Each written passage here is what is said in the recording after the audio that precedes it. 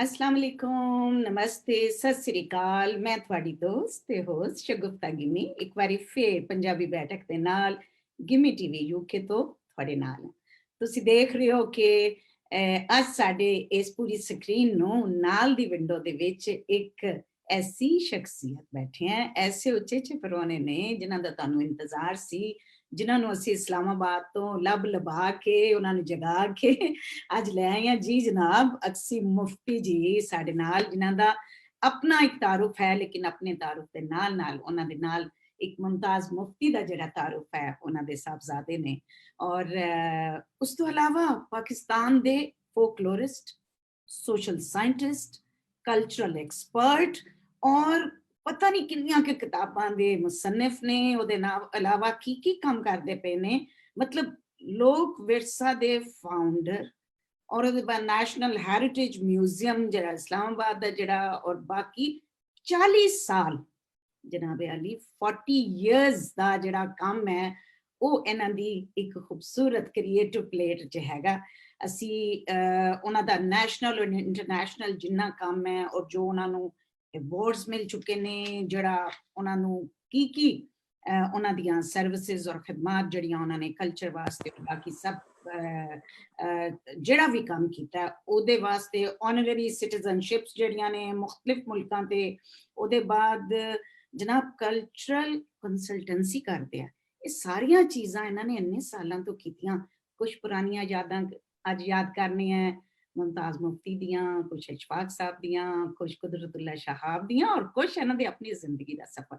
ਜਨਾਬ ਜੀ ਆਇਆਂ ਨੂੰ ਆਖਣੀਆਂ ਤੁਹਾਨੂੰ ਅਕਸੀ ਭਾਈ, ਬਹੁਤ ਮਿਹਰਬਾਨੀ। माशाल्लाह, तुसी ते बहुत अच्छा बोलदे हो और बहुत प्यार नाल बोलदे हो ते तुसी ते लोकां दे दिल लुट लए होने ने हुण तक। मेरा भी 5 मिंटां च ही लुट लिया। जे मेरे मैं कहनी पई हां कि मैं ਤੁਹਾਨੂੰ ਲੱਭ ਕੇ ਔਰ thank you to all those ਜਿਨ੍ਹਾਂ ਨੇ ਤੁਹਾਡੇ ਵਾਸਤੇ ਮੁਹੱਬਤ ਦਾ ਇਜ਼ਹਾਰ ਕੀਤਾ ਸੀ। ਔਰ ਤੁਸੀਂ ਕਿਤਾਬਾਂ ਲਿਖਣ 'ਚ ਬਿਜ਼ੀ ਹੋ, ਇਹ ਵੀ ਮੈਂ ਨਾਜ਼ਰੀਨ ਨੂੰ ਦੱਸ ਦਵਾਂ। ਤੁਸੀਂ ਹੁਣ ਵੀ ਕਿਤਾਬ ਲਿਖਦੇ ਪਏ ਸੀ, ਸਵੇਰੇ ਵੀ ਤੁਹਾਨੂੰ ਮੈਂ ਜਦੋਂ ਯਾਦ ਕਰਾਇਆ ਤੇ ਤੁਸੀਂ ਕਿਹਾ ਸ਼ਗੁਫਤਾ ਕਿਤਾਬ 'ਚ ਲੱਗਾ।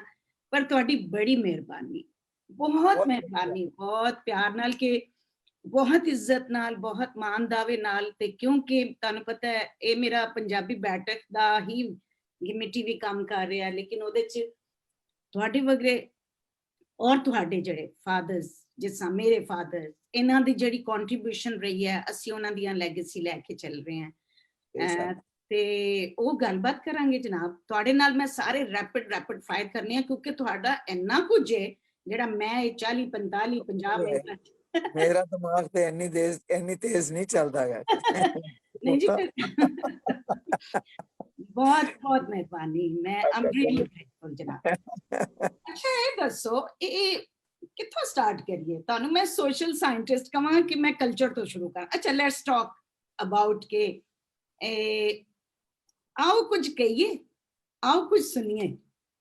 ਅਕਸੀ ਮੁਫਤੀ ਰੇਡੀਓ ਪਾਕਿਸਤਾਨ ਦੇ ਵਿੱਚ ਐਜ਼ ਏ ਇਬਤਦਾਈ ਜਦੋਂ ਦਿਨ ਸੀ ਤੁਹਾਡੇ, ਤੇ ਜਦੋਂ ਤੁਸੀਂ ਕਹਿੰਦੇ ਸੀ ਆਓ ਜੀ ਕੁਝ ਸੁਣੀਏ ਵੀ ਤੇ ਸੁਣਾਈਏ ਵੀ, ਉਹ ਥੋੜਾ ਦੱਸੋ ਕਿ ਕਿਸ ਤਰ੍ਹਾਂ ਤੁਹਾਡਾ ਸਫ਼ਰ ਉੱਥੋਂ ਸ਼ੁਰੂ ਹੋਇਆ ਰੇਡੀਓ ਪਾਕਿਸਤਾਨ? ਉਹ ਜ਼ਿਆਦਾ ਮੁਮਤਾਜ਼ ਮੁਫਤੀ ਦਾ ਕਮਾਲ ਸੀ, ਉਹ ਮੇਰਾ ਕਮਾਲ ਤੇ ਨਹੀਂ ਸੀ। ਠੀਕ ਹੈ ਗੱਲ ਇਹ ਹੈ ਕਿ ਮੁਮਤਾਜ਼ ਮੁਫਤੀ ਦੇ ਕੋਲ ਇੱਕੋ ਹੀ ਨਿਸ਼ਾਨੀ ਸੀ ਆਪਣੀ ਮੁਹੱਬਤ ਦੀ, ਔਰ ਉਹਦਾ ਨਾਂ ਸੀ ਅਕਸੀ ਮੁਫਤੀ। ਤੇ ਉਹ ਸ਼ਹਿਜ਼ਾਦ ਤੇ ਅਲੀਪੁਰ ਦੀ ਅਲੀ ਸ਼ਹਿਜ਼ਾਦ ਤੇ ਦੁਨੀਆ ਤੋਂ ਰੁਖਸਤ ਹੋ ਗਈ ਤੇ ਉਹ ਮਨੂੰ ਉਂਗਲੀ ਲਾ ਕੇ ਤੇ ਮੁਮਤਾਜ਼ ਮੁਫਤੀ ਚੱਲ ਪਿਆ। ਤੇ ਫਿਰ ਛੋਟਾ ਜਿਹਾ ਮੈਂ ਹੁੰਦਾ ਸਾਂ ਤੇ ਜੋ ਮੁਮਤਾਜ਼ ਮੁਫਤੀ ਕਰਦਾ ਸੀ ਮੈਂ ਕਰਦਾ ਸਾਂ, ਕਿਉਂਕਿ ਮੈਂ ਹਰ ਵੇਲੇ ਮੈਨੂੰ ਨਾਲ ਰੱਖਣਾ ਹੁੰਦਾ ਸੀ। ਉਹਨੇ ਘਰ ਕੋਈ ਔਰਤ ਤੇ ਹੈ ਨਹੀਂ ਸੀ, ਲਿਹਾਜ਼ਾ ਮੈਂ ਕੋਈ, ਮੇਰਾ ਖਿਆਲ ਹੈ ਮੇਰਾ ਬਚਪਨ ਸਾਰਾ ਰੇਡੀਓ ਪਾਕਿਸਤਾਨ ਦੇ ਸਟੂਡੀਓਜ਼ 'ਚ ਹੀ ਗੁਜ਼ਰਿਆ। ਮੈਂ ਲਾਹੌਰ ਸਟੇਸ਼ਨ ਤੇ ਮਿਊਜ਼ਿਕ ਸਟੂਡੀਓ 'ਚ ਬੈਠੇ ਰਹਿਣਾ, ਪਿੰਡੀ ਸਟੇਸ਼ਨ ਦੇ ਉੱਤੇ ਤੇ ਬਹੁਤ ਸਾਰੇ ਕੰਮ ਜਿਹੜੇ ਨੇ ਬਲਕਿ ਘੱਟ ਲੋਕ ਜਾਣਦੇ ਨੇ ਕਿ ਇਹ ਜਿਹੜਾ ਆਜ਼ਾਦ ਕਸ਼ਮੀਰ ਦਾ ਤਰਾਨਾ ਹੈ, ਵਤਨ ਹਮਾਰਾ ਆਜ਼ਾਦ ਕਸ਼ਮੀਰ, ਇਹ ਵੀ ਅਸੀਂ ਬਣਵਾ ਕੇ ਲਿਆਏ ਸਾਂ ਲਾਹੌਰੋਂ ਵੱਡੇ ਰਿਕਾਰਡ ਦੇ ਉੱਤੇ। ਤੇ ਮੈਂ ਰਿਕਾਰਡ ਬਗਲ 'ਚ ਮਾਰ ਕੇ ਤੇ ਤਰਾਨਖਲ ਰੇਡੀਓ ਉਸ ਵੇਲੇ ਹੁੰਦਾ ਸੀ ਮਰੀ 'ਚ, ਉੱਥੇ ਲੈ ਕੇ ਗਿਆ ਸਾਂ। ਤੇ ਇਹ ਸੀਰੀਜ਼ ਜਿਹੜੀ ਹੈ ਆਈਏ ਕੁਛ ਕਹੀਏ ਕੁਛ ਸੁਣੀਏ, ਇੱਕ ਮਾਰਨਿੰਗ ਸ਼ੋ ਸੀ ਉਹ ਜਦੋਂ ਮੈਂ ਵੱਡਾ ਹੋ ਗਿਆ ਤੇ ਫਿਰ ਮੈਂ ਰੇਡੀਓ ਦਾ ਪ੍ਰੋਡਿਊਸਰ ਵੀ ਹੋ ਗਿਆ, ਦੇਖ ਦੇਖ ਕੇ ਹੀ, ਇਹਨਾਂ ਨੂੰ ਦੇਖ ਦੇਖ ਕੇ ਹੀ। ਫਿਰ ਮੈਂ 9 ਸਾਲ ਰੇਡੀਓ ਲਈ ਕੰਮ ਕੀਤਾ ਤੇ ਰੇਡੀਓ ਲਈ ਡਰਾਮੇ ਵੀ ਪ੍ਰੋਡਿਊਸ ਕੀਤੇ ਨੇ। ਇੱਕ ਸ਼ੋਅ ਕੀਤਾ ਵੈ, ਆਈਏ ਕੁਝ ਕਹੀਏ ਕੁਝ ਸੁਣੀਏ, ਬੜਾ ਪਪੂਲਰ ਸ਼ੋਅ ਬਹੁਤ ਸੀ। ਪਪੂਲਰ ਸੀ। ਹਾਂ, ਮਾਰਨਿੰਗ ਸ਼ੋਅ ਸੀ, ਬਹੁਤ ਪਪੂਲਰ ਸ਼ੋਅ ਸੀ। ਤੇ ਉਹਦੇ ਚ ਮੂਸੀਕੀ ਵੀ ਸੀ, ਲਤੀਫੇ ਵੀ ਸਨ, ਸ਼ਾਇਰੀ ਵੀ ਸੀ।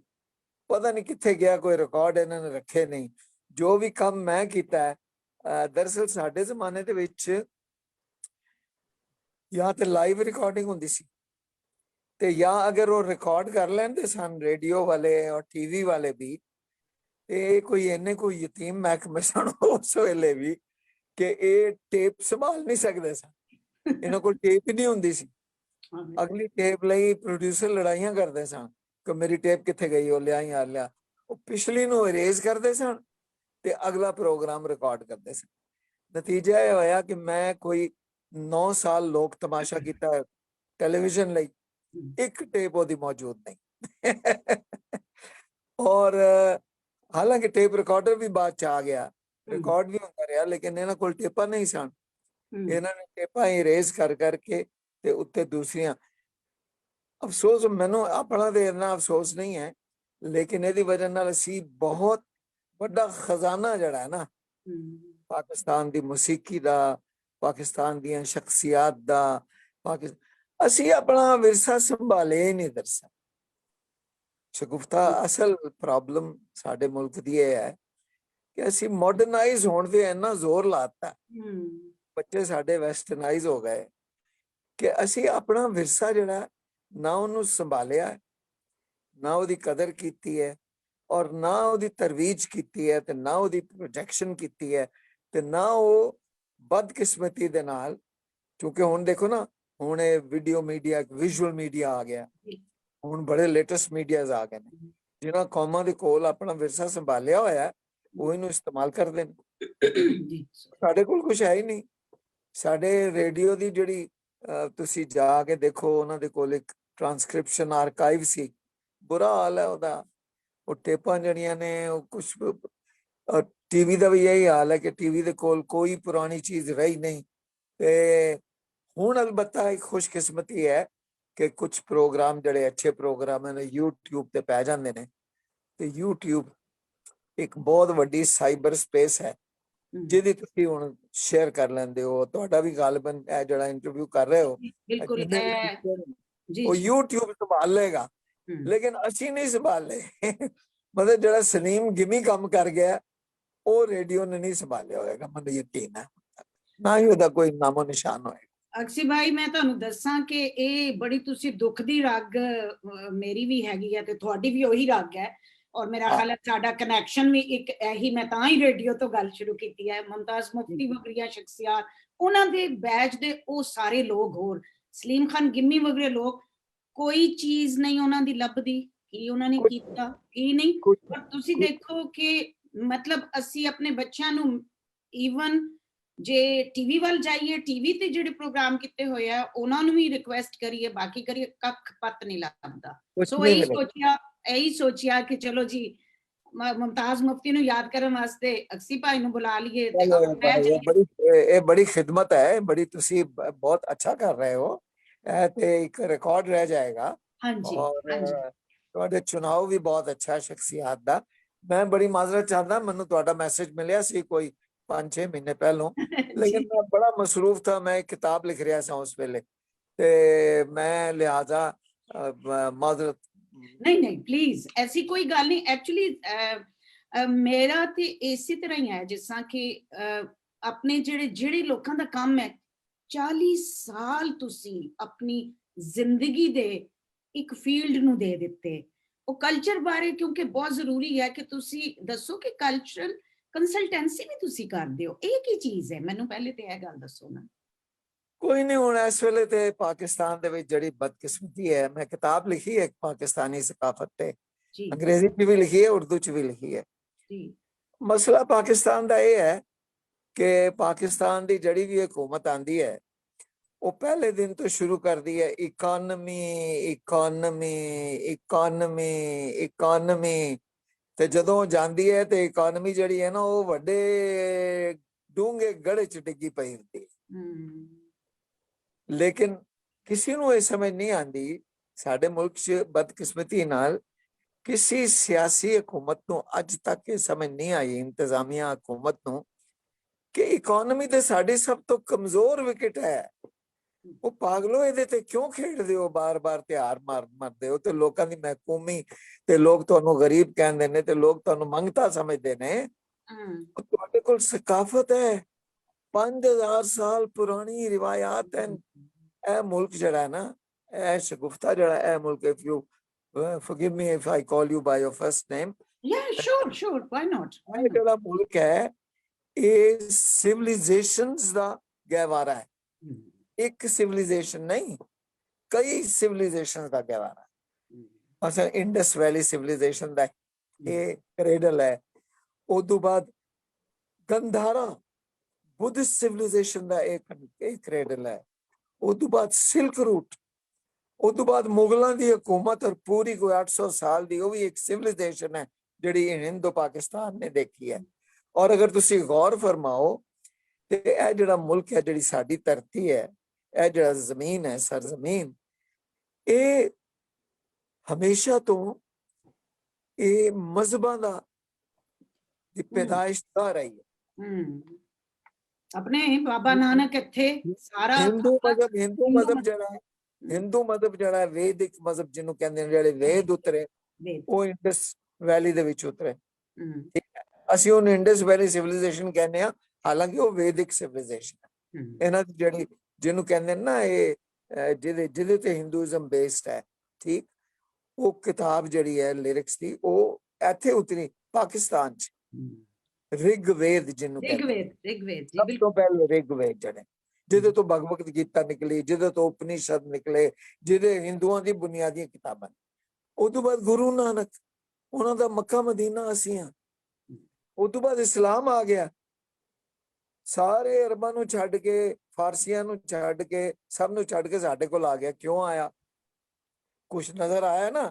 ਇਸਲਾਮ ਕੋਈ ਜ਼ੂਲੂਆਂ ਨੂੰ ਨਹੀਂ ਮਿਲਿਆ। ਐ ਨਹੀਂ ਹੋਇਆ ਕਿ ਇਸਲਾਮ ਫਰਜ਼ ਕਰੋ ਕਿ ਚਲਾ ਜਾਂਦਾ ਬੁਸ਼ਮੈਨ ਔਰ ਕਲਾਹਾਰੀ ਕੋਲ, ਤੇ ਕੀ ਹੋ ਜਾਣਾ ਸੀ? ਉਹਨਾਂ ਨੇ ਅਗਰ ਨੰਗੇ ਘੁੰਮਦੇ ਸਨ ਤੇ ਉਹਨਾਂ ਨੇ ਇੱਕ ਕੇਲੇ ਦਾ ਪਤਾ ਅੱਗੇ ਲਾ ਲੈਣਾ ਸੀ ਤੇ ਇੱਕ ਪਿੱਛੇ ਲਾ ਲੈਣਾ ਸੀ, ਲੰਗੋਟ ਪਾ ਲੈਣਾ ਸੀ, ਕਹਿੰਦੇ ਸੀ ਮੁਸਲਮਾਨ ਹੋ ਗਏ ਨਾ। ਇਸਲਾਮ ਸੋਚ ਸਮਝ ਕੇ ਇੰਡਸ ਵੈਲੀ ਜਿਹੜੀ ਬਹੁਤ ਵੱਡੀ ਸਿਵਲਾਈਜੇਸ਼ਨ ਥੀ, ਦੁਨੀਆ ਦੀ ਅਜ਼ੀਮ ਤਰ ਸਿਵਲਾਈਜੇਸ਼ਨ ਚੋਂ ਇੱਕ ਸੀ, ਜਿਹਨੇ ਵੱਡੇ ਦਿਮਾਗ ਪੈਦਾ ਕੀਤੇ ਸਨ। ਉਹ ਦਿਮਾਗ ਜਿਹਦੇ ਤੋਂ ਮਜ਼ਾਹਿਬ ਨਿਕਲੇ। ਤੇ ਅਸੀਂ ਬੜੀ ਬਦਕਿਸਮਤੀ, ਹੁਣ ਪਤਾ ਨਹੀਂ ਕਿੱਧਰ ਚਲੀ ਗਈ ਇਹ ਡਿਸਕਸ਼ਨ, ਲੇਕਿਨ ਮਸਲਾ ਇਹ ਹੈ ਕਿ ਸਾਡੀ ਕਿਸੇ ਹਕੂਮਤ ਨੇ ਸਕਾਫਤ ਨੂੰ ਅਹਿਮੀਅਤ ਨਹੀਂ ਦਿੱਤੀ। ਇਹ ਬੜੀ ਬਦਕਿਸਮਤੀ ਹੈ। ਔਰ ਇਹ ਖੇਡਦੇ ਨੇ ਉਸ ਵਿਕਟ ਤੇ। ਤੁਸੀਂ ਕੋਈ ਇਹੋ ਜਿਹੀ ਕ੍ਰਿਕਟ ਟੀਮ ਵੇਖੀ ਹੈ ਜਿਹੜੀ ਉਸ ਪਿੱਚ ਤੇ ਖੇਡੇ ਜਿਹਦੇ ਤੇ ਹਾਰੇ ਹੀ ਹਾਰੇ?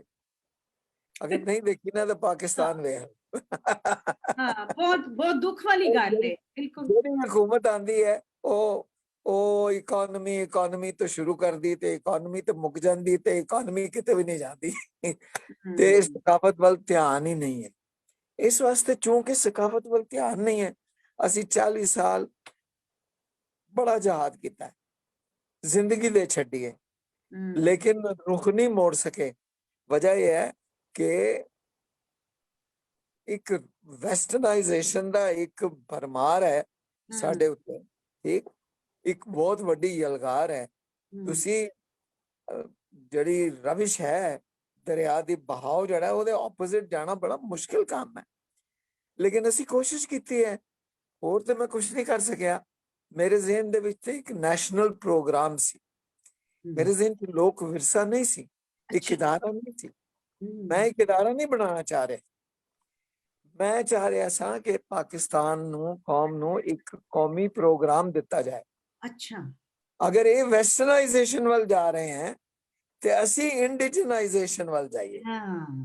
ਅਸੀਂ ਮਕਾਮੀ ਲੋਕ, ਮਕਾਮੀ ਦਸਤਕਾਰੀਆਂ, ਮਕਾਮੀ ਇੰਡਸਟਰੀ, ਮਕਾਮੀ ਇਨੀਸ਼ੀਏਟਿਵ, ਮਕਾਮੀ ਪੈਦਾਵਾਰ, ਮਕਾਮੀ ਇਹਨੂੰ ਫਰੋਗ ਦਈਏ।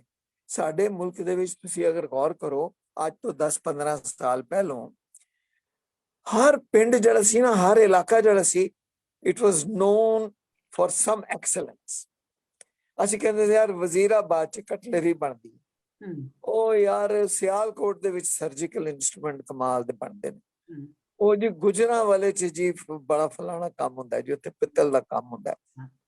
ਸਭ ਗਵਾਤਾ ਸੀ ਕਿਉਂਕਿ ਸਾਡਾ ਧਿਆਨ ਹੀ ਨਹੀਂ ਆਇਆ ਇਸ ਪਾਸੇ।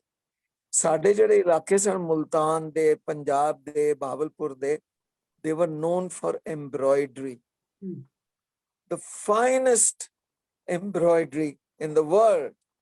ਦੁਨੀਆ ਚ ਮੁਕਾਬਲਾ ਨਹੀਂ ਹੈ ਸਾਡੀ ਸੁਜ਼ਨਕਾਰੀ ਦਾ। ਹਾਂਜੀ ਹਾਂਜੀ, ਮੈਂ ਇਹਦੀ ਐਗਜ਼ੀਬਿਸ਼ਨ ਜਿਹੜੀ ਹੈ ਨਾਰਵੇ ਔਰ ਸਕੈਂਡੀਨੇਵੀਆ ਲੈ ਗਿਆ, ਤਾਂ ਦੰਗ ਰਹਿ ਗਏ ਸਨ ਲੋਕ ਦੇਖ ਕੇ ਕਿ ਯਾਰ ਇਹ ਕਿੱਥੋਂ ਆਈ ਹੈ।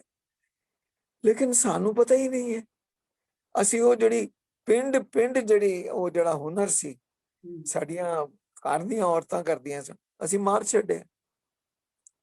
ਤੇ ਗੱਲ ਇਹ ਹੈ, ਸਾਡਾ ਧਿਆਨ ਹੀ ਨਹੀਂ ਹੈ। ਸਾਡਾ ਆਪਣੇ ਪਿੰਡ ਵੱਲ, ਆਪਣੇ ਲੋਕਾਂ ਵੱਲ, ਆਪਣੇ ਲੋਕਾਂ ਦੀਆਂ ਟੈਲੈਂਟਸ ਵੱਲ, ਆਪਣੇ ਲੋਕਾਂ ਦੇ ਉਧਰ ਧਿਆਨ ਹੀ ਨਹੀਂ ਹੈ। ਅਸੀਂ ਤੇ ਵੈਸਟ ਦੀ ਤਕਲੀਦ ਦੇ ਵਿੱਚ ਪਏ ਹੋਏ ਹਾਂ। ਇਹ ਹੁਣ ਲੰਬਾ ਰਸਤਾ ਹੈ। ਇਹ ਹੁਣ ਸਾਡੇ ਜਿਹੜੇ ਬੱਚੇ ਨੇ ਉਹ ਪੂਰਾ ਫੈਸਲਾ ਪੈਂਡਾ ਤੈਅ ਕਰਕੇ ਵਾਪਸ ਆਣਗੇ, ਸਿੱਧੇ ਨਹੀਂ ਆਣਗੇ ਵਾਪਸ। ਪਹਿਲੇ ਉਹ ਪੈਂਡਾ ਤੈਅ ਕਰਨਗੇ, ਫਿਰ ਉਹ ਇੱਕ ਦਿਨ ਲੱਭਣਗੇ ਕਿ ਉਹ ਯਾਰ ਅਸੀਂ ਕੌਣ ਆ ਤੇ ਅਸੀਂ ਕਿੱਥੋਂ ਆਏ ਤੇ ਗਲਤੀ ਕਰ ਲਈ, ਸਾਡਾ ਤਾਂ ਕੋਈ ਸ਼ਕਲ ਨਹੀਂ ਹੈ, ਅਸੀਂ ਤਾਂ ਕੋਈ ਆਇਡੈਂਟੀਟੀ ਨਹੀਂ ਬਣ ਰਹੀ ਸਾਡੀ। ਅਸੀਂ ਜਿੰਨੀ ਮਰਜ਼ੀ ਅੰਗਰੇਜ਼ੀ ਬੋਲ ਲਈਏ, ਜਿੰਨੀਆਂ ਮਰਜ਼ੀਆਂ ਟਾਈਆਂ ਲਾ ਲਈਏ, ਜਿੰਨੇ ਮਰਜ਼ੀ ਸੂਟ ਪਾ ਲਈਏ, ਯਾਰ ਇਹ ਤੇ ਸਾਡੀ ਇੱਜ਼ਤ ਹੀ ਨਹੀਂ ਕਰਦੇ, ਇਹ ਤੇ ਸਾਨੂੰ ਸਮਝਦੇ ਕੁਛ ਨਹੀਂ। ਤੇ ਅਸੀਂ ਫਿਰ ਕਿਉਂ ਨਾ ਆਪਣਾ ਤੰਬਾ ਪਾਈਏ ਜਾ ਕੇ, ਤੇ ਆਪਣਾ ਜੁੱਬਾ ਜਿਹੜਾ ਉਹ ਲਗਾਈਏ, ਤੇ ਆਪਣੀ ਐਮਬਰਾਇਡਰਡ ਸ਼ਰਟ ਪਾ ਕੇ ਆਈਏ, ਚਾਹੇ ਵੇਖ ਹੀ ਲੈਣ। ਇਹ ਅਹਿਸਾਸ ਜਿਹੜਾ ਹੈ ਆਏਗਾ ਆਏਗਾ ਆਏਗਾ, ਲੇਕਿਨ ਹੁਣ ਦੇਰ ਲੱਗੇਗੀ। ਤੇ ਮੈਨੂੰ ਇਹ ਖੁਸ਼ੀ ਹੈ ਕਿ ਵੈਸੇ ਤਾਂ ਮੈਂ ਫੇਲ ਹੋ ਗਿਆ, ਮੈਂ ਤੇ ਕਹਿੰਦਾ ਮੈਂ ਫੇਲ ਹੋ ਗਿਆ। ਇੱਕ ਇਦਾਰਾ ਸਰ, ਮਹਿਜ਼ ਇੱਕ ਇਦਾਰਾ ਬਣਾ ਦੇਣਾ ਕੋਈ ਬਹੁਤ ਵੱਡਾ ਕੰਮ ਨਹੀਂ ਹੁੰਦਾ। ਮੈਂ ਸਿਰਫ ਇੰਨਾ ਕੰਮ ਕਰ ਸਕਿਆ ਕਿ ਮੈਂ ਇੱਕ ਸਟੋਰ ਹਾਊਸ ਬਣਾਤਾ ਕਲਚਰ। ਵਾਹਿਦ ਸਟੋਰ ਹਾਊਸ ਹੈ ਪਾਕਿਸਤਾਨ ਦੇ ਕੋਲ, ਬਹੁਤ ਵੱਡਾ ਸਟੋਰ ਹਾਊਸ ਹੈ।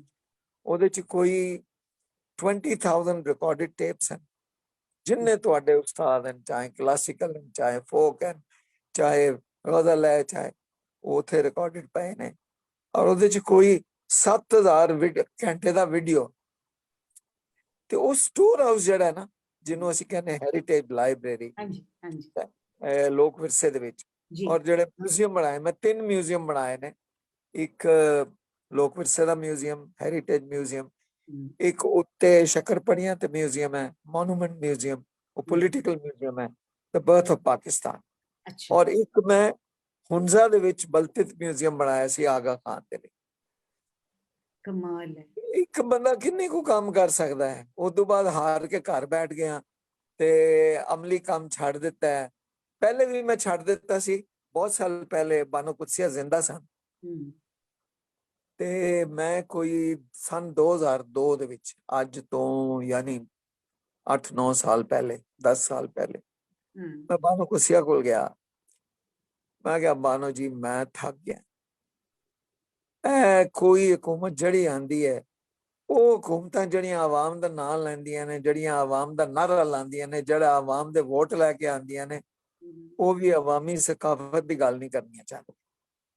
ਇੱਧਰ ਧਿਆਨ ਹੀ ਨਹੀਂ।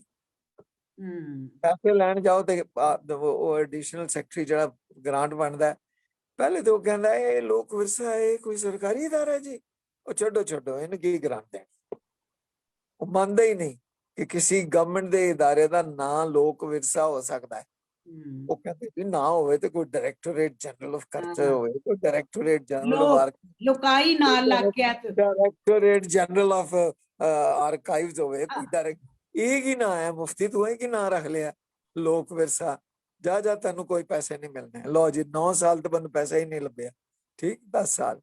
ਹਾਂ, ਉਦੋਂ ਬਾਅਦ ਜਦੋਂ ਪੈਸਾ ਮਿਲਣਾ ਵੀ ਸ਼ੁਰੂ ਹੋਇਆ ਤੇ ਉਹਨੂੰ ਜਾ ਕੇ ਕਹੋ ਐਡੀਸ਼ਨਲ ਸੈਕਟਰੀ ਨੂੰ, ਮੰਗਦੇ ਨਾ ਮੰਗਤੇ, ਉਹਨੂੰ ਕਹੋ ਜੀ ਪੈਸੇ ਦਿਓ, ਅਸੀਂ ਆਰਕਾਈਵ ਬਣਾਣੀ ਹੈ। ਤੇ ਉਹ ਅੱਗੋਂ ਜਵਾਬ ਆਉਂਦਾ ਸੀ, मुफ्ती साहब आपको पता नहीं हम बड़े गरीब मुल्क हैं, यहाँ खाने को रोटी नहीं है, आप ये गाना बजाना ये क्या करेंगे, आप ये आप ये सकाफत करेंगे। सर ये एक मसला ये है कि साडी कौम दे ज़हन दे विच सकाफत नाच गाना है।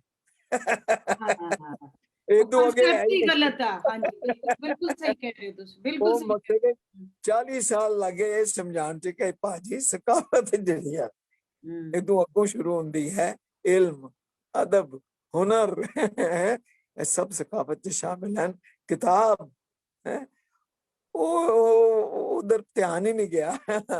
ते इस वास्ते कंसल्टेंसी हुण की करनी है, किसी ਨੂੰ ਲੋੜ ਹੀ ਨਹੀਂ ਹੈ ਸਕਾਫਤ ਦੀ। ਤੇ ਅਸੀਂ ਫਿਰ ਘਰ ਬੈਠ ਕੇ ਨਾ, ਤੇ ਮੈਂ ਸੋਚ ਕੇ ਤੇ ਫਿਰ ਮੈਂ ਕਿਹਾ ਹੁਣ ਮੈਂ ਕੀ ਕਰ ਸਕਦਾ। ਤੇ ਮੈਂ ਸੋਚਿਆ ਮੈਂ ਇਹ ਕਰ ਸਕਦਾ ਕਿ ਜੋ ਕੁਝ ਮੇਰੇ ਕੋਲ, ਜੋ ਮੈਂ ਸਿੱਖਿਆ ਹੈ, ਚੰਗਾ ਹੈ ਭੈੜਾ ਹੈ ਜੋ ਵੀ ਹੈ, ਉਹ ਮੈਂ ਲਿਖ ਜਾਵਾਂ।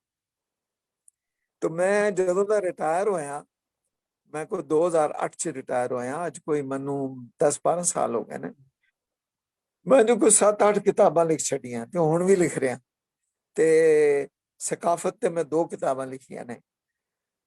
ਅੱਛਾ, ਉਹ ਇਹਨਾਂ ਕਿਤਾਬਾਂ ਦਾ ਲਿਖਣ ਦਾ ਵੀ ਫਾਇਦਾ ਕੋਈ ਨਹੀਂ। ਇੱਕ ਤੇ ਕਿਤਾਬ ਪੜ੍ਹਦੇ ਨਹੀਂ ਅੱਜ ਕੱਲ ਬੱਚੇ ਸਾਡੇ, ਨੈਟ ਦੇ ਉੱਤੇ ਜਾਂਦੇ ਨੇ, ਤੇ ਨੈਟ ਤੇ ਅਸੀਂ ਹੈ ਹੀ ਨਹੀਂ। ਨੈਟ ਤੇ ਸਾਡੇ ਮੁਖਾਲਿਫ ਹੀ ਸਾਰੀਆਂ ਗੱਲਾਂ, ਤੇ ਬੱਚੇ ਤੇ ਨੈਟ ਪੜ੍ਹ ਰਹੇ, ਸਾਨੂੰ ਤੇ ਨੈਟ ਤੇ ਜਾਣਾ ਪਏਗਾ। ਸਾਨੂੰ ਤੇ ਆਪਣੀਆਂ ई बुक और ये जो लेटेस्ट टेक्नोलॉजी है वो अपनानी पएगी। टेक्नोलॉजी तो बगैर ते ਅਸੀਂ ਆਪਣਾ ਫਰੋਗ ਨਹੀਂ ਦੇ ਸਕਦੇ ਆਪਣੇ ਆਪ ਨੂੰ। ਸਕਾਫਤ ਦਾ ਫਰੋਗ ਉਹ ਕਿਸ ਤਰ੍ਹਾਂ ਦੇਾਂਗੇ, ਅਸੀਂ ਸੰਭਾਲੀ ਹੀ ਨਹੀਂ ਤੇ ਫਰੋਗ ਕਿੰਜ ਦੇਾਂਗੇ। ਇਸ ਵਾਸਤੇ ਕਿਤਾਬਾਂ ਲਿਖ ਦਿੱਤੀਆਂ ਨੇ। ਹੋ ਸਕਦਾ ਹੈ ਕਿ ਅੱਗੇ ਵਕਤਾਂ ਚ ਆ ਕੇ ਇਹ ਸ਼ਾਇਦ ਕਿਸੇ ਤਾਲੀਮਗਾਹ ਨੂੰ ਪਸੰਦ ਆ ਜਾਣ, ਉਹ ਚੁੱਕ ਕੇ ਆਪਣੇ ਕੈਰੀਕੁਲਮ ਚ ਲਾ ਲੈਣ, ਠੀਕ ਹੈ। ਜਾਂ ਫਿਰ ਮੈਂ ਲੈਕਚਰ ਦੇ ਦੇਣਾ ਜਾ ਕੇ। ਕੋਈ ਪਾਕਿਸਤਾਨ ਦੀਆਂ ਯੂਨੀਵਰਸਿਟੀਆਂ ਤੇ ਘੱਟ ਬੁਲਾਉਂਦੀਆਂ ਨੇ, ਬਾਹਰ ਦੀਆਂ ਯੂਨੀਵਰਸਿਟੀਆਂ ਬਹੁਤ ਬੁਲਾਉਂਦੀਆਂ। ਪਿਛਲੇ ਸਾਲ ਸੌਰੀ ਤੁਹਾਨੂੰ ਕੱਟ ਕਰ ਰਹੀ ਹਾਂ ਇੱਥੇ, ਤੇ ਇਹ ਤੇ ਹੋਰ ਵੀ ਤਕਲੀਫ ਦੀ ਗੱਲ ਹੈ। ਮਤਲਬ ਠੀਕ ਹੈ, ਬਾਹਰ ਦੀਆਂ ਯੂਨੀਵਰਸਿਟੀਆਂ ਤੁਹਾਡੇ ਕੋਲੋਂ ਫਾਇਦਾ ਲੈ ਰਹੀਆਂ, ਤੇ ਆਪਣੀਆਂ ਪਾਕਿਸਤਾਨ ਦੀਆਂ ਯੂਨੀਵਰਸਿਟੀਆਂ ਇੱਕ ਹੀਰਾ ਬੈਠਾ ਹੈ, ਇੱਕ ਇਲਮ ਦਾ ਖਜ਼ਾਨਾ, और 40 ਸਾਲ ਉਹ ਬੰਦਾ ਤੇ ਅੱਜ ਕੀਤੀ ਹੈ ਨਾ ਕਿ ਸਕਾਫਤ ਦੀ ਅਹਿਮੀਅਤ ਨਹੀਂ ਸਮਝਦੇ।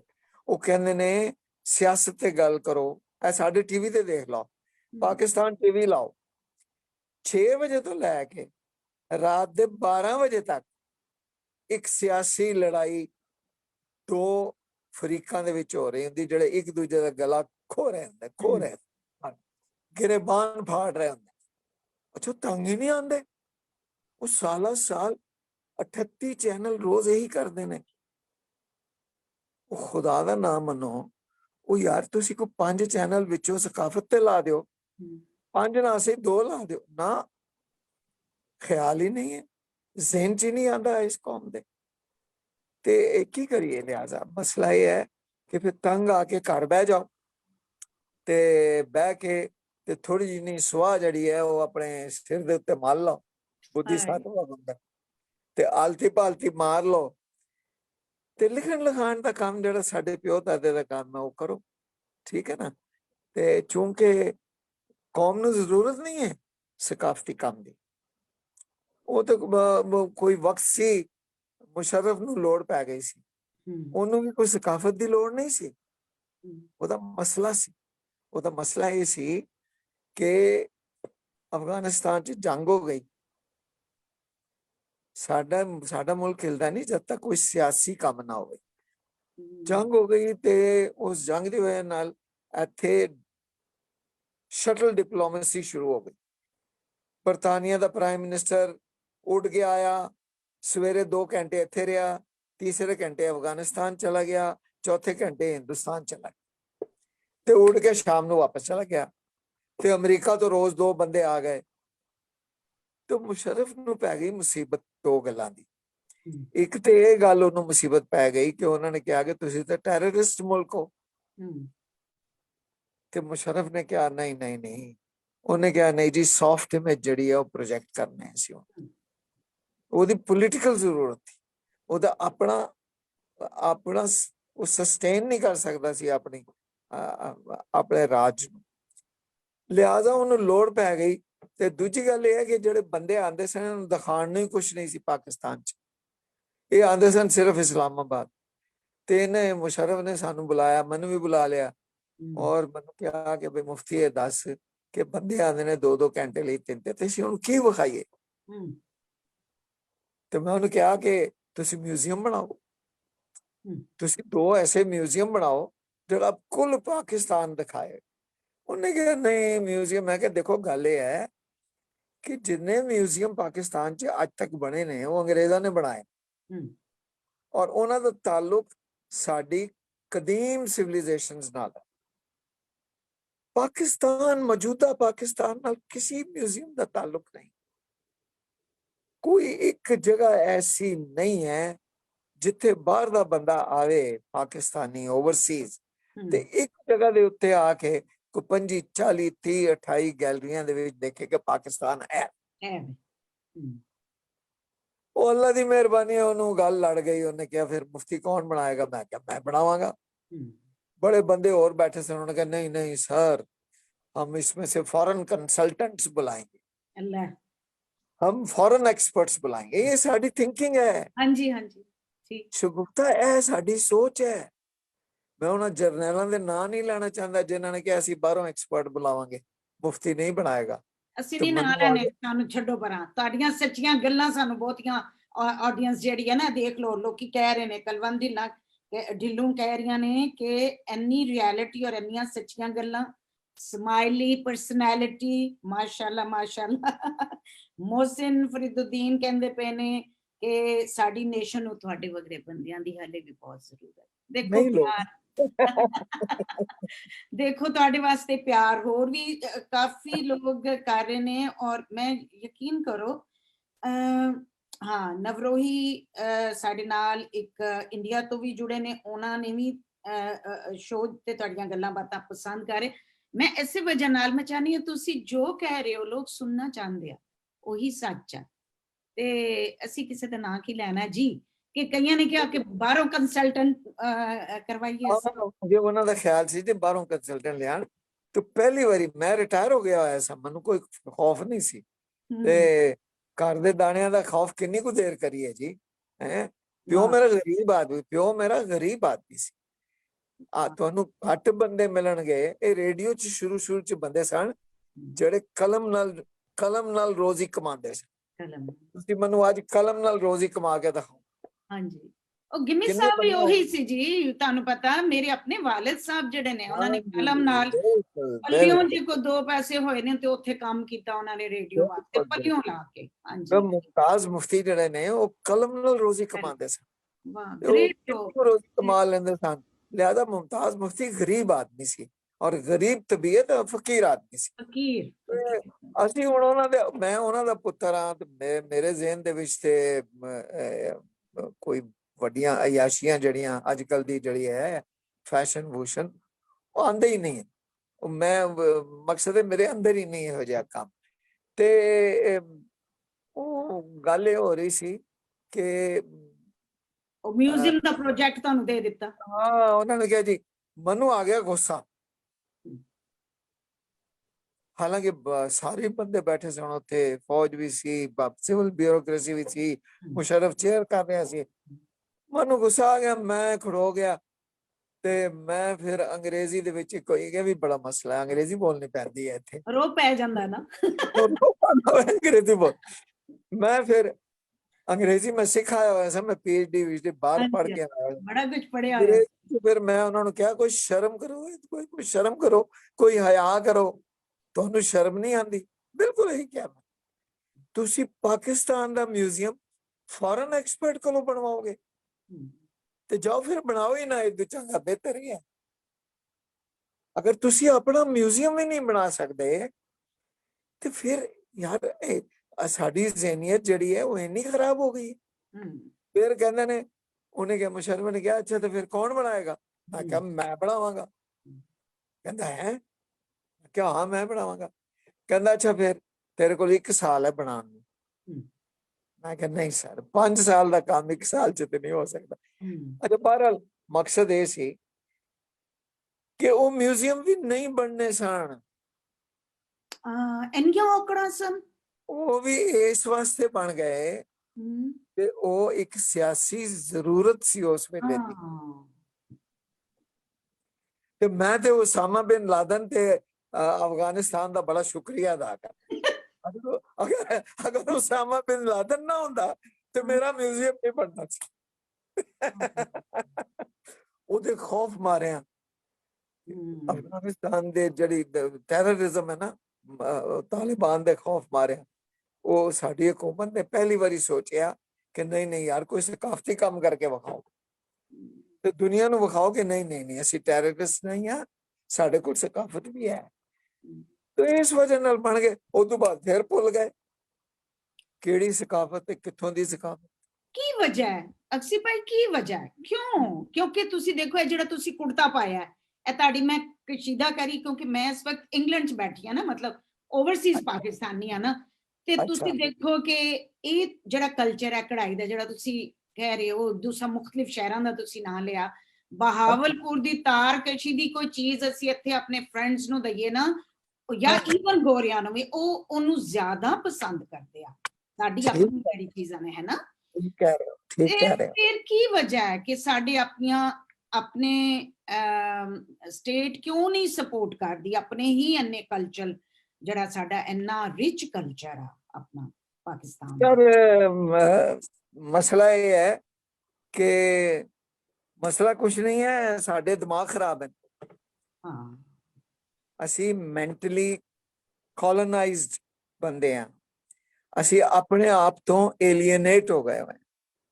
ਸਾਡੀ ਤਾਲੀਮ, ਸਾਡੀਆਂ ਦਰਸਗਾਹਾਂ, ਸਾਡੀਆਂ ਯੂਨੀਵਰਸਿਟੀਆਂ ਪਾਕਿਸਤਾਨੀ, ਸਾਡੇ ਤਾਲਿਬ ਇਲਮ ਨੂੰ ਪਾਕਿਸਤਾਨੀ ਨਹੀਂ ਬਣਾਉਂਦੀਆਂ। ਤਦੇ ਹੀ ਇਹ ਵਜ੍ਹਾ ਸਾਡੇ ਕੋਲ ਮੁਹਿਬੁਲ ਵਤਨੀ ਦਾ ਫੁਕਦਾਨ ਹੈ, ਕਿਉਂਕਿ ਸਾਡੀਆਂ ਤਾਲੀਮ ਗਾਹਾਂ ਜਿਹੜੀਆਂ ਨੇ ਉਹ ਸਾਨੂੰ ਪ੍ਰਾਈਡ ਨਹੀਂ ਦਿੰਦੀਆਂ ਆਪਣੇ ਵਤਨ ਦੇ ਵਿੱਚ। ਜੇ ਤੁਸੀਂ ਆਪਣੀ ਜ਼ਮੀਨ ਨੂੰ, ਆਪਣੇ ਲੋਕਾਂ ਨੂੰ, ਕੋਈ ਗੱਲ ਨਹੀਂ, ਚਲੋ ਕੋਈ ਗੱਲ ਨਹੀਂ, ਸਾਡੇ 70% ਲੋਕ ਜਿਹੜੇ ਨੇ ਜੇ ਅਨਪੜ੍ਹ ਹਨ ਤਾਂ ਕੀ ਹੋ ਗਿਆ, ਉਹ ਬਦਤਮੀਜ਼ ਤੇ ਨਹੀਂ ਹਨ। ਉਹ ਅਨਪੜ੍ਹ ਦਾ ਮਤਲਬ ਹੈ ਦੇ ਆਰ ਅਨਲੈਟਰਡ। ਉਹਨਾਂ ਕੋਲ 5000 ਸਾਲ ਪੁਰਾਣੀ ਸਿਵਲਾਈਜੇਸ਼ਨ ਹੈ। ਉਹਨਾਂ ਨੂੰ ਪਤਾ ਹੈ ਮਾਂ ਨਾਲ ਕਿਸ ਤਰ੍ਹਾਂ ਗੱਲ ਕਰਨੀ ਹੈ, ਉਹਨਾਂ ਨੂੰ ਪਤਾ ਹੈ ਪੁੱਤਰ ਨਾਲ ਕੀ ਗੱਲ ਕਰਨੀ ਹੈ, ਉਹਨਾਂ ਨੂੰ ਪਤਾ ਹੈ ਰਿਸ਼ਤੇਦਾਰੀਆਂ ਕੀ ਹੁੰਦੀਆਂ ਨੇ, ਉਹਨਾਂ ਨੂੰ ਪਤਾ ਹੈ ਮੁਆਸ਼ਰੇ ਦੇ ਵਿੱਚ ਕਿਸ ਤਰ੍ਹਾਂ ਰਹਿਣਾ ਹੈ। ਉਹਨਾਂ ਕੋਲ ਸਿਵਲਾਈਜੇਸ਼ਨ ਹੈ ਜਿਹੜੀ ਸਾਡੀ ਤਾਲੀਮ ਤੋਂ ਵੱਡੀ ਚੀਜ਼ ਹੈ। ਤੇ ਅਸੀਂ ਸ਼ਰਮਾਨੇ ਆ। ਦੇਖੋ ਜੀ, ਓਰਲ ਟ੍ਰੈਡੀਸ਼ਨ ਤੋਂ ਅਸੀਂ ਸ਼ਰਮਾਂਗੇ ਕਿਉਂਕਿ ਅਸੀਂ ਸੀਨਾ ਬਸੀਨਾ ਰਿਵਾਇਤਾਂ, ਅਸੀਂ ਰਿਟਨ ਕਲਚਰ ਨਹੀਂ ਹੈ। ਠੀਕ, ਤੁਸੀਂ ਓਰਲ ਟ੍ਰੈਡੀਸ਼ਨ ਨੂੰ ਅਗਰ ਸ਼ਰਮਾ ਕੇ ਆਪਣੀ ਸਕਾਫਤ ਚੋਂ ਬਾਹਰ ਕੱਢ ਦਿਓ, ਤੇ ਬੁੱਲ੍ਹੇ ਸ਼ਾਹ ਵੀ ਗਿਆ ਤੇ ਸ਼ਾਹ ਹੁਸੈਨ ਵੀ ਗਿਆ, ਹਾਂਜੀ, ਤੇ ਜਿੰਨੇ ਸੂਫੀ ਸ਼ੋਰਾ ਨੇ ਉਹ ਵੀ ਗਏ, ਤੇ ਬਾਬਾ ਰਹਿਮਾਨ ਵੀ ਗਿਆ, ਤੇ ਇਹ ਸਾਰੀ ਜ਼ੁਬਾਨੀ ਰਿਵਾਇਤ ਹੈ। ਇਹਨਾਂ ਤੇ ਆਪਣੀ ਜ਼ਿੰਦਗੀ ਚ ਲਿਖਿਆ ਹੀ ਕੁਛ ਨਹੀਂ। ਸ਼ਾਹ ਲਤੀਫ, ਜਿਹਨੂੰ ਇਹ ਸਿੰਧ ਦਾ ਬਹੁਤ ਵੱਡਾ ਸ਼ਾਇਰ ਸਮਝਦੇ ਹਨ, ਹਕੀਕਤਨ ਹੈ ਵੀ, ਠੀਕ ਹੈ, ਬਹੁਤ ਵੱਡੇ ਸ਼ਾਇਰ ਹਨ ਮਾਸ਼ਾਅੱਲਾ, ਤੇ 200 ਸਾਲ ਤੋਂ ਬਾਅਦ ਉਹ ਤਹਿਰੀਰ ਚ ਆਏ। ਉਹ ਤਹਿਰੀਰ ਚ ਵੀ ਕਿਸ ਤਰ੍ਹਾਂ ਆਏ ਨੇ ਕਿ ਉਹ ਜਿਹੜੇ ਫਕੀਰ ਸਨ, ਇੱਕ ਤਾਰੇ ਦੇ ਨਾਲ ਗਾਣ ਵਾਲੇ, ਉਹ ਗਾਉਂਦੇ ਫਿਰਦੇ ਸਨ, ਤੇ ਕਿਸੇ ਬੰਦੇ ਨੇ ਉਹਨਾਂ ਕੋਲੋਂ ਉਹਨਾਂ ਦਾ ਕਲਾਮ ਲੈ ਕੇ ਤੇ ਲਿਖ ਲਿੱਤਾ।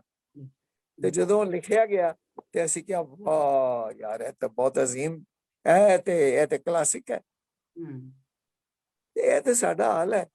ਸਾਡੀ ਤੇ ਸਾਰੀ ਰਿਵਾਇਤ ਸੀਨਾ ਬਸੀਨਾ ਹੈ। ਕਿਸੇ ਜਗ੍ਹਾ ਤੇ ਨਹੀਂ ਲਿਖੀ ਕਾਂਜੀ ਕਿੰਜ ਪਾਈ ਦੀ ਹੈ, ਕਿਸੇ ਜਗ੍ਹਾ ਬੁਨਿਆਦੀ ਸਕਾਫਤ ਲਿਖੀ ਹੋਈ ਨਹੀਂ ਹੈ।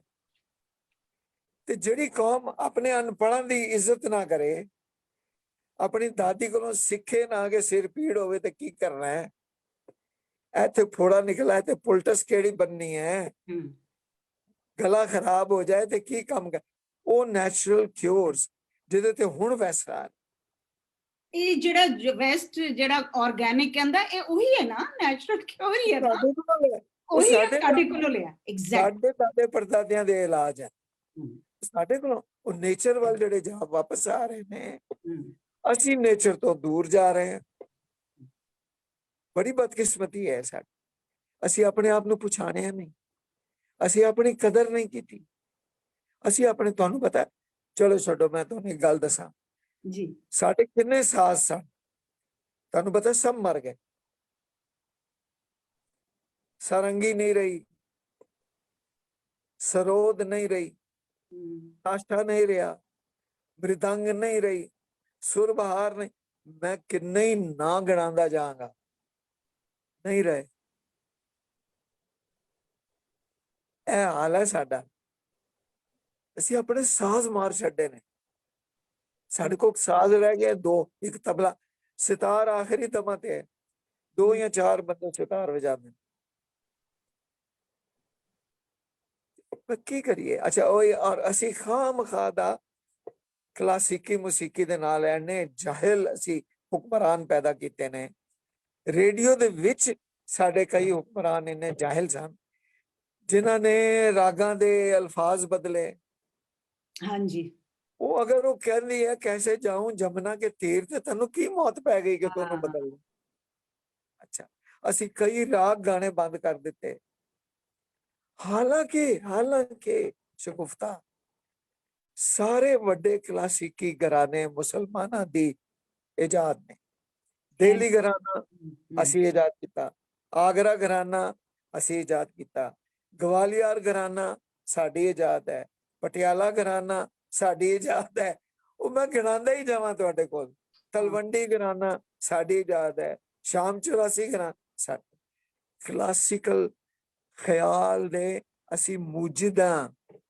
ਉਹ ਇਹਨਾਂ ਨੂੰ ਤੇ ਗਾਣਾ ਨਹੀਂ ਆਉਂਦਾ ਸੀ ਇਹ ਤੇ ਧੁਰਪਦ ਗਾਉਂਦੇ ਸਨ ਧੁਰਪਦ ਜਿਹੜੀ ਸੀ ਉਹਦਾ ਮਕਸਦ ਸੀ ਕਿ ਜਿਸ ਤਰ੍ਹਾਂ ਕੋਈ ਪਿਓ ਦਾਦਾ ਪੜਦਾਦਾ ਗਾ ਗਿਆ ਬਸ ਉਹੋ ਹੀ ਸੁਰ ਲਾਣੇ ਨੇ ਤੇ ਉਹੋ ਹੀ ਬੰਦਿਸ਼ ਉਸੇ ਤਰ੍ਹਾਂ ਉਹਨੇ ਰੱਟ ਕੇ ਗਾ ਦੇਣੀ ਹੈ ਉਹ ਤੇ ਸਾਡੇ ਅਮੀਰ ਖੁਸਰੋ ਆਏ ਕਿਹਾ ਕੀ ਕਰਦੇ ਹੋ ਜਿਹੜਾ ਬੰਦਾ ਗਾ ਰਿਹਾ ਹੈ ਉਹ ਆਪਣਾ ਕਮਾਲ ਵੀ ਤੇ ਦਿਖਾਏ ਉਹਨੇ ਖਿਆਲ ਇਜਾਦ ਕੀਤਾ ਖਿਆਲ ਦਾ ਮਤਲਬ ਹੈ ਇਮੇਜਿਨੇਸ਼ਨ ਅਸੀਂ ਉਹ ਫਿਕਸ ਜਿਹੜਾ ਰਾਗ ਸੀ ਉਹਦੇ ਚ ਇਮੇਜਿਨੇਸ਼ਨ ਕ੍ਰੀਏਟੀਵਿਟੀ ਤਖਲੀਕ ਐਬਸੋਲੂਟਲੀ ਇਸ ਵੇਲੇ ਸਾਰੇ ਹਿੰਦੁਸਤਾਨ ਚ ਖਿਆਲ ਗਾਇਆ ਜਾਂਦਾ ਹੈ ਧੁਰਪਦ ਕੋਈ ਨਹੀਂ ਗਾਉਂਦਾ ਇਸ ਵੇਲੇ ਸਾਰੇ ਹਿੰਦੁਸਤਾਨ ਚ ਤਬਲਾ ਵਜਾਇਆ ਜਾਂਦਾ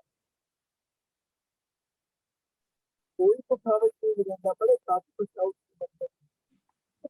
ਸਾਡੀ ਹੈ ਉਹਨਾਂ ਦੇ ਨਾਮ ਦੇਖ ਲਓ ਤੁਸੀਂ ਸਾਲਾਂ ਦੇ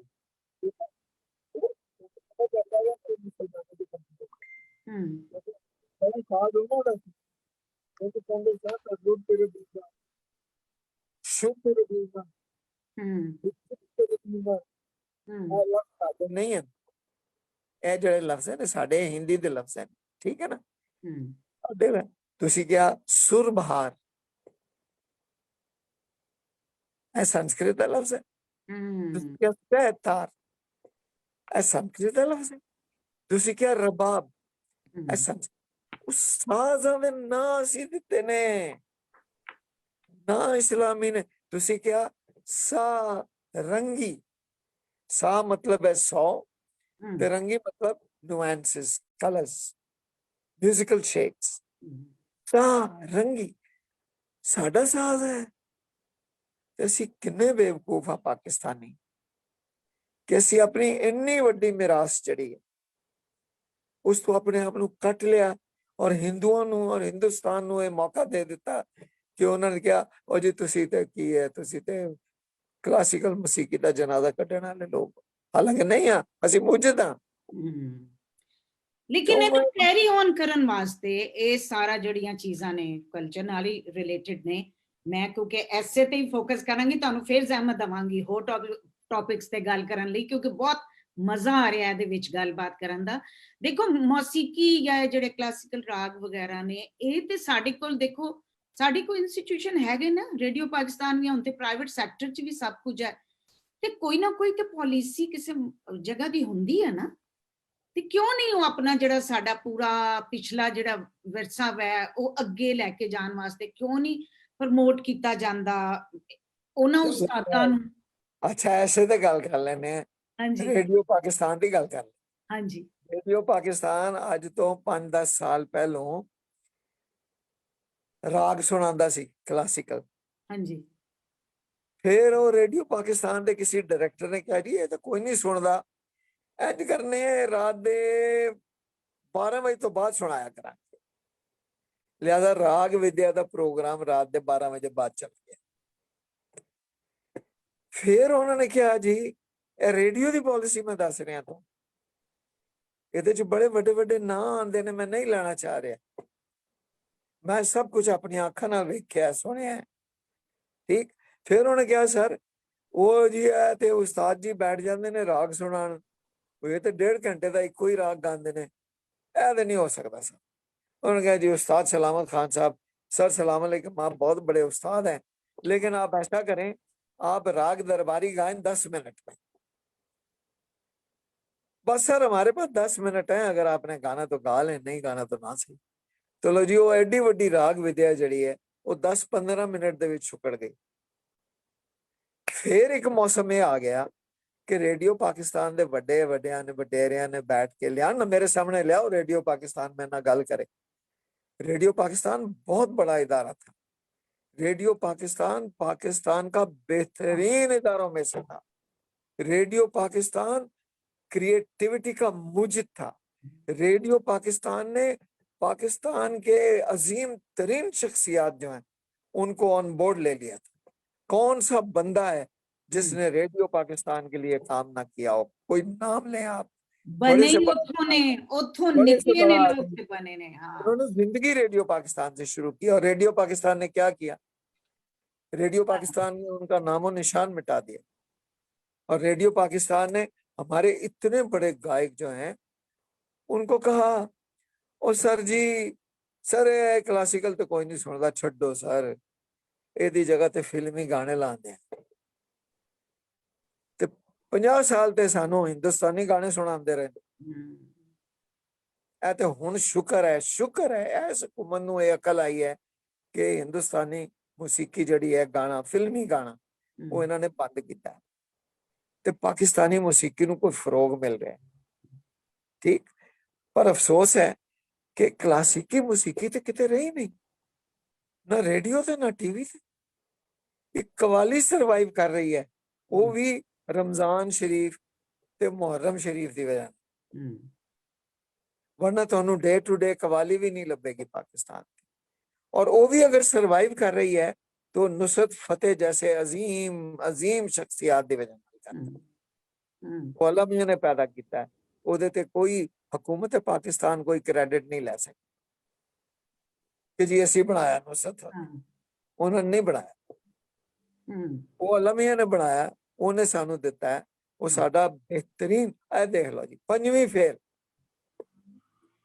पंजवीं फेल ते पाकिस्तान दा बेहतरीन अंबैसडर फतेह अली खान। 70 पाकिस्तान दे एम्बेसीज जड़ियां ने वो काम नहीं कर सकियां जड़ियां वो कला कर गया। पर्सनैलिटी दी जे गल होई है ते मैं थोड़ी जी तुहाडे नाल गल करना चाहांगी क्योंकि टाइम इन्नी जल्दी गुजर रहा है, इन्ना मजा आ रहा। तुसी मैनू ना यादां कुछ शेयर करो शहाबनामे दियां और कुदरतुल्लाह शहाब दियां। मैं चाहनी हां मैं 2-3 लोग ऐसे ने जिन्हां दा जिक्र ते उन्हां दियां यादां जिन्हां च इशफाक साहब, बानो कुदसिया, कुदरतुल्लाह शहाब, क्योंकि गिम्मी साहब दी किताब दा भी लिंक हैगा, बानो आपा ने उन्हां दी कीती सी। ओहदे अलावा ते मेरा एक थोड़ा जिहा मैं सैल्फिश भी हां कि ਇਹ ਜਿਹੜੇ ਨਾਂ ਨੇ ਇਹਨਾਂ ਦੇ ਨਾਲ ਮੇਰੇ ਆਪਣੇ रेडियो पाकिस्तान ਦੇ ਹਵਾਲੇ ਨਾਲ ਜਿਹੜਾ ਨਾਂ ਤੇ ਤੁਸੀਂ ਪਲੀਜ਼ ਇਹਨਾਂ ਦੀਆਂ ਯਾਦਾਂ ਮੇਰੇ ਨਾਲ ਥੋੜਾ ਸ਼ੇਅਰ ਕਰੋ। ਇਹ ਤੇ ਪੂਰੇ ਘੰਟੇ ਦਾ ਇੱਕ ਹੋਰ ਇੰਟਰਵਿਊ ਹੈ, ਉਹ ਅਸੀਂ ਅਲੱਗ ਕਰਾਂਗੇ, ਲੇਕਿਨ ਅੱਜ ਮੈਂ ਥੋੜਾ ਥੋੜਾ ਜ਼ਰੂਰ ਜਾਨਣਾ ਚਾਹਨੀ ਹਾਂ। ਤੁਸੀਂ ਕੁਦਰਤੁल्लाह ਸ਼ਾਹਬ ਦੀ ਛੋਟੀ ਜਿਹੀ ਗੱਲ ਕਰ ਲੈਣੇ ਆ ਕਿਉਂਕਿ ਮੇਰੇ ਵੀ ਉਸਤਾਦ ਹਨ ਜੀ ਔਰ ਉਹਨਾਂ ਦੀ ਸ਼ਖਸੀਅਤ ਜਿਹੜੀ ਹੈ ਬੜੀ ਕੰਟਰੋਵਰਸ਼ੀਅਲ ਕਰ ਦਿੱਤੀ ਹੋਈ ਹੈ ਲੋਕਾਂ ਨੇ। ਉਹਦੀ ਵਜ੍ਹਾ ਇਹ ਹੈ ਕਿ ਜਿਹੜੇ ਕੋਈ ਸਿਵਲ ਬਿਊਰੋਕਰੈਟਸ ਹਨ, ਹਮ, ਉਹ ਕਹਿੰਦੇ ਨੇ ਜੀ ਉਹ ਕੁਦਰਤੁੱਲਾ ਸ਼ਾਹ ਤੇ ਬਿਊਰੋਕਰੈਟ ਸੀ, ਹਮ, ਉਹ ਤੇ ਸਾਰੀ ਜ਼ਿੰਦਗੀ ਬਾਦਸ਼ਾਹਾਂ ਦੇ ਨਾਲ ਨੌਕਰੀਆਂ ਕਰਦਾ ਰਿਹਾ ਹੈ, ਤੇ ਉਹਨਾਂ ਦੀ ਜੀ ਹਜ਼ੂਰੀ ਕਰਦਾ ਰਿਹਾ ਹੈ, ਤੇ ਉਹਨੇ ਤੇ ਅਯੂਬ ਖਾਨ ਦਾ ਸਾਥ ਦਿੱਤਾ ਸੀ, ਤੇ ਉਹਨੇ ਤੇ ਇਹ ਕੀਤਾ ਸੀ ਤੇ ਉਹ ਕੀਤਾ ਸੀ। ਉਹ ਕਿਸੇ ਦੇ ਜ਼ਿਹਨ 'ਚ ਇਹ ਨਹੀਂ ਆਉਂਦਾ ਕਿ ਬਿਊਰੋਕਰੈਟ ਜਿਹੜਾ ਹੈ, क्या वो रूहानी शख्सियत नहीं हो सकता? हो सकता है अगर वो क्योंकि इन्ना हाँ, तालीम, हम्म, इन्ना पढ़ा लिखा है कि ਉਹਨੇ ICS ਪਾਸ ਕੀਤਾ ਸੀ, ਅੰਗਰੇਜ਼ਾਂ ਦੇ ਨਾਲ ਲੜਦਾ ਆਇਆ ਹੈ। ਉਹਦਾ ਸ਼ਹਾਬਨਾਮਾ ਪੜੋ ਤੇ ਉਹ हाँ ਦੇਖੋ जी, ਕਿ ਅੰਗਰੇਜ਼ਾਂ ਦੇ ਜ਼ਮਾਨੇ ਤੋਂ। ਤੇ क्या एक ब्यूरोक्रेट जड़ा है वो रूहानी शख्सियत नहीं हो सकता? और अगर वो कोई ऐसी रूहानी शख्सियत है, मेरा प्यो जड़ा है मुमताज मुफ्ती, हम्म, ਉਹ ਕੁਦਰਤੁੱਲਾ ਸ਼ਹਾਬ ਨੂੰ ਅੱਲਾ ਮੀਆਂ ਦਾ 007 ਕਹਿੰਦਾ ਸੀ। हम्म, ਅਸੀਂ ਮਜ਼ਾਕ ਉਡਾਉਂਦੇ ਸਾਂ, ਹੱਸਦੇ ਸਨ। हम्म, ਅਸੀਂ ਕਹਿੰਦੇ ਨੇ ਬਾਬਾ ਯਾਰ ਕੀ ਤੂੰ ਕੁਦਰਤੁੱਲਾ ਸ਼ਾਹ ਨੂੰ ਤੂੰ ਕੀ ਬਣਾ ਲਿਆ ਹੋਇਆ हाँ, 007। तो क्या अगर कोई एक ब्यूरोक्रेट है हम्म, और वो बड़ी अहम जगह ਦੇ ਉੱਤੇ ਮਕਾਮ ਦੇ ਉੱਤੇ ਲੱਗਾ ਹੋਇਆ ਹੈ, ਪਾਕਿਸਤਾਨ ਦੇ ਲਈ ਬੜੇ ਅਹਿਮ ਫੈਸਲੇ ਜਿੱਥੇ ਹੁੰਦੇ ਨੇ ਉੱਥੇ ਲੱਗਾ ਹੈ, हम्म, ਤੇ क्या वो ऐसी रूहानी शख्सियत नहीं हो सकता ਜਿਹਦਾ ਕੋਈ ਮਿਸ਼ਨ ਹੋਵੇ, हो सकता है और ये एक अपनी ਜਿਹੜਾ इनर ਵਾਕਈ जर्नी भी हाँ ਜਿਹੜਾ ਵਾਕਈ 007 ਹੋਵੇ, एग्जैक्टली हो तो सकता कोई है काम लाया गया होवे। एग्जैक्टली ठीक है ना? लिहाजा अच्छी मुमताज मुफ्ती ਅਸੀਂ ਤੇ ਉਹਦੀ ਜੁੱਤੀ ਦੀ ਖਾਕ ਵੀ ਨਹੀਂ ਆ। ਮੇਰਾ ਪਿਓ ਵੀ ਤੇ ਅਸੀਂ ਤੇ ਉਹਦੇ ਘਰ ਦੇ ਨੌਕਰ ਆ। ਠੀਕ, ਸਾਨੂੰ ਕੋਈ ਆਰ ਨਹੀਂ ਹੈ ਗੱਲ ਕਹਿਣ ਦੀ ਕਿ ਮੈਨੂੰ ਇਹ ਕੋਈ ਆਰ ਨਹੀਂ ਹੈ ਕਿ ਮੈਂ हाँ ਕੁਦਰਤੁੱਲਾ ਸ਼ਾਹ ਦੇ ਘਰ ਦਾ ਨੌਕਰ ਆ। हाँ ਠੀਕ, ਕਿਉਂਕਿ ਮੈਂ ਉਹਦੇ ਕੋਲੋਂ ਬਹੁਤ ਸਿੱਖਿਆ, ਉਹ ਮੇਰਾ ਉਸਤਾਦ ਹੈ। ਉਹਨੇ ਮੈਨੂੰ ਬਿਠਾ ਕੇ ਪੜਾਇਆ ਨਹੀਂ ਹੈ ਨਾ, ਉਹਨੇ ਸਾਡੇ ਜਿਹੜੇ ਰਸੂਲ ਸਨ ਨਾ ਮੁਹੰਮਦ ਮੁਸਤਫਾ, ਉਹਨਾਂ ਨੇ ਜਾਂਦੇ ਹੀ ਮਸਜਿਦ ਬਣਾਈ ਸੀ। हाँ ਤੇ ਲੋਕਾਂ ਦਾ ਖਿਆਲ ਹੈ ਕਿ ਮਸਜਿਦ 'ਚ ਬੈਠ ਕੇ ਮਸਲੇ ਵਸਾਇਲ ਕਰਦੇ ਹੋਣੇ ਨੇ, ਵਾਜ਼ ਦਿੰਦੇ ਹੋਣੇ ਨੇ, ਲੋਕਾਂ ਨੂੰ ਤਬਲੀਗਾਂ ਕਰਦੇ ਹੋਣੇ ਨੇ, ਬੜੀਆਂ ਤਕਰੀਰਾਂ ਕਰਦੇ ਨਾ। ਉਹਨਾਂ ਨੇ ਕਦੀ ਇਹੋ ਜਿਹਾ ਕੰਮ ਨਹੀਂ ਕੀਤਾ। ਉਹਨਾਂ ਨੇ ਕਦੀ ਵਾਜ਼, ਕਦੀ ਮਸਲੇ ਮਸਾਇਲ, ਕਦੀ ਦੀਨ ਦੇ ਉੱਤੇ ਲੰਮੀਆਂ ਤਕਰੀਰਾਂ ਨਾ। ਉਹਨਾਂ ਦੀ ਮਸਜਿਦ was his work place, that was his office, chief of Medina ਦਾ ਐਗਜ਼ੈਕਟਿਵ ਆਫਿਸ ਸੀ ਉਹ। ਠੀਕ, ਉੱਥੇ ਉਹ ਹਰ ਕੰਮ ਕਰਦੇ ਸਨ। ਡੈਲੀਗੇਸ਼ਨ ਵੀ ਉੱਥੇ ਆਉਂਦੇ ਸਨ, ਪ੍ਰਾਹੁਣੇ ਵੀ ਉੱਥੇ ਆਉਂਦੇ ਸਨ, ਕਾਫਿਰ ਵੀ ਆਉਂਦੇ ਸਨ, ਰਿਆਕਾਰ ਵੀ ਆਉਂਦੇ ਸਨ, ਹਿਪੋਕ੍ਰੇਟਸ ਵੀ ਆ ਕੇ ਉੱਥੇ ਸ਼ੈਤਾਨੀਆਂ ਕਰਦੇ, ਬੱਚਿਆਂ ਦੇ ਖਤਨੇ ਵੀ ਹੁੰਦੇ ਸਨ, ਸ਼ਾਦੀਆਂ ਵੀ ਹੁੰਦੀਆਂ ਸਨ। ਠੀਕ, ਉਹ ਉੱਥੇ ਸਿਰਫ ਅਮਲ ਐਸਾ ਕਰਦੇ ਸਨ ਜਿਹੜੇ ਲੋਕੀ ਦੇਖ ਕੇ ਕਰਦੇ ਸਨ ਔਰ ਸਮਝਦੇ। ਉਹਨਾਂ ਨੇ ਅਮਲ ਕਰਕੇ ਦਿਖਾਇਆ। ਉਹਨਾਂ ਦੀ ਜਿਹੜੀ ਸੁਨਨਾ ਹੈ ਉਹ ਅਮਲ ਹੈ। ਅਸੀਂ ਸੁਨਨਾ ਨੂੰ ਛੱਡ ਕੇ ਨਾ ਤੇ ਪੈ ਗਏ ਉਹਨਾਂ ਦੇ ਬਾਰੇ ਚ ਕਿਸੇ ਕਹਾਣੀ ਚ। एग्जैक्टली ਅਸੀਂ ਉਹਨਾਂ ਦੇ ਜਿਹੜੇ ਕੋਈ ਫਜ਼ੂਲ ਲੋਕਾਂ ਨੇ ਵੀ ਕਿਸੇ ਕਹਾਣੀਆਂ ਉਡਾਏ ਸਨ, ਅਸੀਂ ਉਹ ਵੀ ਆਪਣੇ ਸੀਨੇ ਨਾਲ ਲਾ ਕੇ ਬਹਿ ਗਏ। ਉਹਨਾਂ ਨੇ ਕਿਸੇ ਕਹਾਣੀਆਂ ਨਹੀਂ ਸੁਣਾਏ। ਉਹਨਾਂ ਨੇ ਜੋ ਕੁਰਾਨ ਚ ਹੈ ਨਾ ਉਹ ਹੈ, ਉਹਨਾਂ ਨੇ ਕਰਕੇ ਦਿਖਾਇਆ। ਤੇ ਮੇਰਾ ਰਿਲੇਸ਼ਨਸ਼ਿਪ ਵੀ ਕੁਦਰਤੁੱਲਾ ਸ਼ਾਹ ਦੀ ਮੈਂ ਇਸ ਵਾਸਤੇ ਇੱਜ਼ਤ ਕਰਦਾ ਉਹਨਾਂ ਦੀ ਬਹੁਤ ਜ਼ਿਆਦਾ ਕਿ ਮੈਂ ਉਹਨਾਂ ਨੂੰ ਵੇਖ ਕੇ ਸਮਝਿਆ ਕਿ ਸਾਡੇ ਰਸੂਲ ਕਿਹੋ ਜਿਹੇ ਹੋਣਗੇ। ਯਾਨੀ ਮੈਂ ਤੁਹਾਨੂੰ ਸੱਚ ਦੱਸਣਾ, ਅੱਜ ਮੈਂ ਪਹਿਲੀ ਵਾਰੀ ਇਹ ਗੱਲ ਕਹਿ ਰਿਹਾ, बिस्मिल्लाह अगर मेरी जिंदगी च कुदरतुल्लाह शाह ना होंदे ते मनु अपने रसूल मुस्तफा दी पहचान ही नहीं होनी सी। ਤੁਹਾਨੂੰ किसी चीज ਨੂੰ ਪਹਿਚਾਨਣ ਲਈ ਕੋਈ ਰੈਫਰੈਂਸ ਚਾਹੀਦਾ ਹੁੰਦਾ ਹੈ। ਸਰ ਜੀ ਜਦ ਤੱਕ ਕੋਈ ਰੈਫਰੈਂਸ ਨਾ ਹੋਵੇ, ਜਦ ਤੱਕ ਅੱਛੇ ਸ਼ਾਇਰ ਨੂੰ ਨਾ ਜਾਣੋ ਨਾ, ਉਹਦੀ ਸ਼ਾਇਰੀ ਨਾ ਪੜੋ ਨਾ, ਅੱਛੇ ਸ਼ਾਇਰ ਤੁਸੀਂ ਖੁਦ ਨਹੀਂ ਇਖਤਰਾ ਕਰ ਸਕਦੇ। ਤੇ ਮੇਰੀ ਜਿਹੜੀ ਬੜੀ ਉਹਨਾਂ ਦੇ ਨਾਲ ਇੱਕ ਲਗਾਓ ਹੈ, ਉਹ ਇਸ ਵਜ੍ਹਾ ਨਾਲ ਉਹਨਾਂ ਮੈਨੂੰ ਬਿਲਕੁਲ ਕੋਈ ਨਸੀਹਤ ਨਹੀਂ ਕੀਤੀ। ਸਾਰੀ ਜ਼ਿੰਦਗੀ ਮੈਨੂੰ ਨਹੀਂ ਕਿਹਾ ਤੂੰ ਨਮਾਜ਼ ਪੜਿਆ ਕਰ, ਸਾਰੀ ਜ਼ਿੰਦਗੀ ਮੈਨੂੰ ਨਹੀਂ ਕੋਈ ਜੋ, ਲੇਕਿਨ ਜੋ ਕਰਦੇ ਸਨ ਅਸੀਂ ਉਹ ਵੇਖ ਕੇ ਮੁਤਾਸਰ ਹੁੰਦੇ ਸੀ ਔਰ ਉਹਨਾਂ ਨੂੰ ਵੇਖ ਕੇ ਉਹਨਾਂ ਦੀ ਸ਼ਖਸੀਅਤ ਦੇ ਕੋਲ ਰਹਿ ਕੇ ਦੇਖ ਕੇ ਮੈਨੂੰ ਸਮਝ ਆਈ ਕਿ ਉਹ ਇਹ अल्लाह मियां ਦੀਆਂ ਜਿਹੜੀਆਂ ਸ਼ਖਸੀਅਤਾਂ ਉਹ कैसी ਹੁੰਦੀਆਂ। ਅੱਛਾ, ਉਹ ਸਾਰੇ ਕੰਮ ਕਰਦੇ ਸਨ, ਸਾਡੇ ਰਸੂਲ ਵੀ ਸਾਰੇ ਕੰਮ ਕਰਦੇ ਸਨ, ਸ਼ਾਦੀ ਵਿਆਹ ਵੀ ਅਟੈਂਡ ਕਰਦੇ ਸਨ, ਲੋਕਾਂ ਨੂੰ ਮਿਲਦੇ ਵੀ ਸਨ, ਬੱਚਿਆਂ ਦੇ ਖਤਨਿਆਂ ਤੇ ਵੀ ਜਾਂਦੇ ਸਨ, ਮੌਤ ਦੇ ਉੱਤੇ ਜਾ ਕੇ ਵੀ ਅਫਸੋਸ ਕਰਦੇ ਸਨ, ਹਾਂਜੀ, ਮੇਲਿਆਂ ਠੇਲਿਆਂ ਤੇ ਵੀ ਸ਼ੇਰੋ ਸ਼ਾਇਰੀ ਵੀ ਸੁਣਦੇ ਸਨ, ਸਭ ਕੰਮ ਕਰਦੇ ਸਨ, ਦੁਨੀਆ 'ਚ ਰਹਿੰਦੇ ਸਨ, ਘੁੰਮਣਾ ਕਰਦੇ ਸਨ ਬਹੁਤ ਜ਼ਿਆਦਾ। ਬਲਕਿ ਉਹਨਾਂ ਦੇ ਕੋਲ ਇੱਕ ਮੈਂ ਛੋਟਾ ਜਿਹਾ ਵਾਕਿਆ ਮੈਂ ਅੱਜ ਹੀ ਪੜ੍ਹਿਆ, ਉਹ ਮਾਰਟਨ ਲਿੰਗ ਦੀ ਕਿਤਾਬ ਦੇ ਵਿੱਚ ਲਿਖਿਆ ਹੋਇਆ। ਉਹ ਜਿਹੜੇ ਹਜ਼ਰਤ ਉਸਮਾਨ ਸਨ, ਉਹਨਾਂ ਦੇ ਸਾਹਬੀ ਸਨ, ਬੜੇ ਅਮੀਰ ਸਨ, ਉਹਨਾਂ ਨੇ ਆਪਣੀ ਸਾਰੀ ਦੌਲਤ ਲੁਟਾਤੀ, ਬੜੇ ਜਨਰਸ ਸਨ। ਜਦੋਂ ਸਭ ਕੁਝ ਚਲ ਗਿਆ ਤੇ ਹਿਜਰਤ ਕਰਕੇ ਉਹ ਮੁਹਾਜਰ ਬਣ ਕੇ ਮਦੀਨਾ ਆਏ, ਤੇ ਉਹਨਾਂ ਦੇ ਦਿਲ 'ਚ ਆਇਆ ਕਿ ਮੈਂ ਕੀ ਹੈ ਦੁਨੀਆ ਤਿਆਗ ਦੇਣੀ ਹੈ, ਮੈਂ ਛੱਡ ਦੇਣੀ ਹੈ, ਮੈਂ ਇਹ ਦੁਨੀਆ ਨਹੀਂ, ਮੈਨੂੰ ਨਹੀਂ ਹੋਣੀ ਚਾਹੀਦੀ। ਤੇ ਉਹ ਰਸੂਲ ਕੋ ਗਏ ਔਰ ਉਹਨੇ ਜਾ ਕੇ ਰਸੂਲ ਨੂੰ ਕਿਹਾ ਕਿ ਯਾ ਰਸੂਲ ਅੱਲਾ, ਮੈਂ ਤੰਗ ਆ ਗਿਆ ਦੁਨੀਆ ਤੋਂ, ਤੇ ਮੈਂ ਹੁਣ ਸੋਚ ਰਿਹਾ ਕਿ ਮੈਂ ਹੁਣ ਯੂਨਖ ਬਣ ਜਾਣਾ ਹੈ, ਖੱਸੀ ਹੋ ਜਾਣਾ, ਤਾਂ ਕਿ ਮੇਰੇ 'ਚ ਡਿਜ਼ਾਇਰ ਹੀ ਨਾ ਰਹੇ, ਔਰ ਮੈਂ ਦੁਨੀਆ ਤਿਆਗ ਦੇਣੀ ਹੈ ਤੇ ਮੈਂ ਫਕੀਰ ਹੋ ਜਾ, ਤੇ ਮੈਂ ਫਕੀਰ ਹੋ ਕੇ ਦਰਬੇ ਮੈਂ ਘੁੰਮਦਾ। ਰਸੂਲ ਪਾਕ ਜਿਹੜੇ ਨੇ ਉਹਨਾਂ ਨੇ ਕਿਹਾ, ਪਾਗਲ, ਇਹ ਤੂੰ ਕੀ ਗੱਲਾਂ ਪੇ ਕਰ ਰਹੇ, ਤੂੰ ਮੈਨੂੰ ਨਹੀਂ ਵੇਖਿਆ? ਦੇਖ, ਮੈਂ ਵਿਆਹ भी करना, मैनू औरतें भी पसंद है, मैं खवातीन से मोहब्बत करता हूँ, मैं गोश्त भी खाता हूँ, मैं ज़ियाफ़तों पे भी जाता हूँ, मैं रोजे भी रखना, मैं अफ्तार पार्टियां भी करना, मैं मेलियां ठेलियां ते भी जाना, मैं लोगों दे मेरे दीन दे विच दुनिया त्यागनी और इस तरह अपने आप नू खसी कर लेना, ये मना है, ये मेरा रास्ता नहीं है। ਤੇ ਉਹ ਕੁਦਰਤੁल्लाह ਸ਼ਹਾਬ ਨੂੰ ਸਮਝਣ ਲਈ ਇਹ ਵਾਕਿਆ ਸਮਝਣਾ ਜ਼ਰੂਰੀ। तो लोग समझते ने कि अच्छा जी, अगर वो बुजुर्ग थे बड़े, आप उनको बुजुर्ग मानते हो, तो फिर वो सारे दिन मुसल्ले पे क्यों नहीं खड़े रहते थे? अच्छा, तो फिर उन्होंने तलकीन क्यों नहीं की?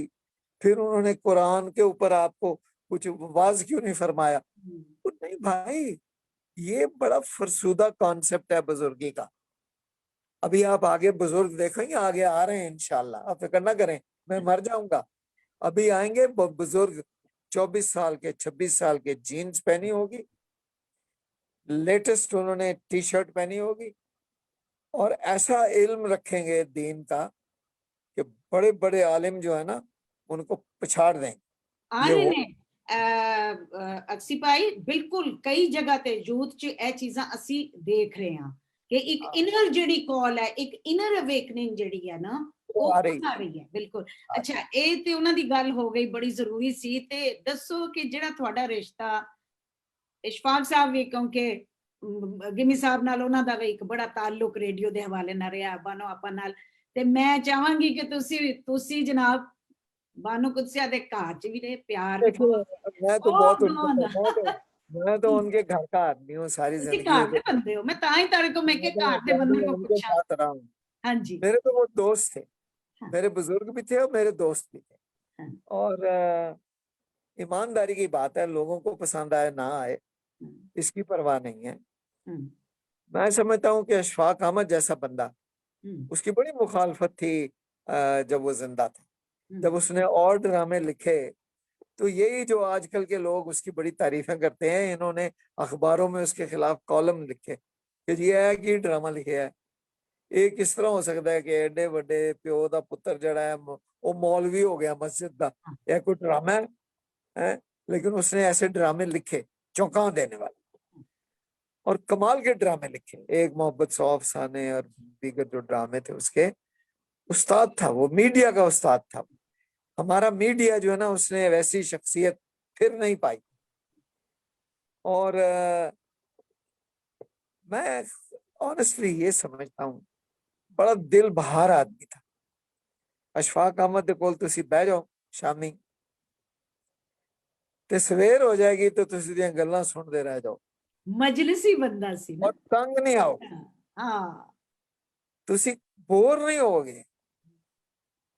वो तलकीन शाह जो करता सी ना, हाँ जी, हाँ जी, हाँ जी, वो अंदरों खुद तलकीन शाह सी, ਔਰ ਐਡਾ ਵੱਡਾ ਦਾਸਤਾਨ ਗੋ ਸੀ ਜਿਹਦਾ ਜਵਾਬ ਨਹੀਂ। ਐਵੇਂ ਹੀ ਉਹਦੇ ਘਰ ਦਾ ਨਾਂ ਦਾਸਤਾਨ ਗੋ ਨਹੀਂ, ਐਵੇਂ ਹੀ ਉਹਨੇ ਰਸਾਲਾ ਦਾਸਤਾਨ ਗੋ ਨਹੀਂ ਕੱਢਿਆ ਸੀ, ਉਹ ਖੁਦ ਦਾਸਤਾਨ ਗੋ ਸੀ। ਔਰ ਯਕੀਨ ਕਰੋ ਕਿ ਤੁਸੀਂ ਉਹਦੇ ਕੋਲ ਜਿਹੜਾ ਬੰਦਾ ਬਹਿ ਜਾਂਦਾ ਸੀ ਨਾ ਜਾ ਕੇ, ਉਹ ਉੱਠ ਨਹੀਂ ਸਕਦਾ ਸੀ, ਕਿਉਂਕਿ ਉਹ ਇਸ ਇੰਨੀ ਜ਼ਬਰਦਸਤ ਗੁਫ਼ਤਗੂ ਕਰਦਾ ਸੀ और इतना क्रिएटिव आदमी सी। तो मैं समझना वा कि अशफाक अहमद जैसा बंदा, बानो कुदसिया दे भी यही गल है कि सदियां च एक बारी पैदा हो। ਬਾਨੋ ਕੁਦਸੀਆ ਵਗਰੀਆਂ ਮੈਂ ਬਹੁਤ ਉਹਨਾਂ ਤੋਂ ਇੰਪ੍ਰੈਸ ਹਾਂ ਐਜ਼ ਅ ਵੂਮਨ, ਜਿਹੜੀ ਉਹਨਾਂ ਦਾ ਔਰਾ ਸੀ, ਇੱਕ ਇੰਨੀ ਪੜ੍ਹੀ ਲਿਖੀ ਖਾਤੂਨ, ਜਿਹੜਾ ਉਹਨਾਂ ਨੇ ਆਪਣਾ ਰੱਖ ਰਖਾਓ, ਆਪਣੇ ਨੋਰਮਸ ਨੂੰ, ਆਪਣੀ ਇੱਕ ਹਰ ਚੀਜ਼ ਨੂੰ ਲੈ ਕੇ ਜਿਸ ਤਰ੍ਹਾਂ ਚੱਲਦੀਆਂ ਸੀ। ਕਿਉਂਕਿ ਮੈਂ ਬਹੁਤ ਸਾਰੀਆਂ ਉਹ ਚੀਜ਼ਾਂ ਮੈਂ ਆਪਣੀ, ਜਾਂ ਉਹਨਾਂ ਨੂੰ ਇੱਕ ਸਿਰ ਤੇ ਦੁਪੱਟਾ ਤੇ ਇੱਕ, ਜਾਂ ਮੇਰੀ ਮਾਂ ਰੇਡੀਓ ਦੇ ਕਿੱਥੇ ਕੰਟਰੋਲਰ ਗਿੰਮੀ ਸਾਹਿਬ ਤੇ ਮੇਰੀ ਮਾਂ ਨੇ 4 ਮੋਮ ਦਾ ਦੁਪੱਟਾ ਹੀ ਲੈ ਕੇ ਵੱਡੀਆਂ ਫੰਕਸ਼ਨ ਤੇ ਗਏ।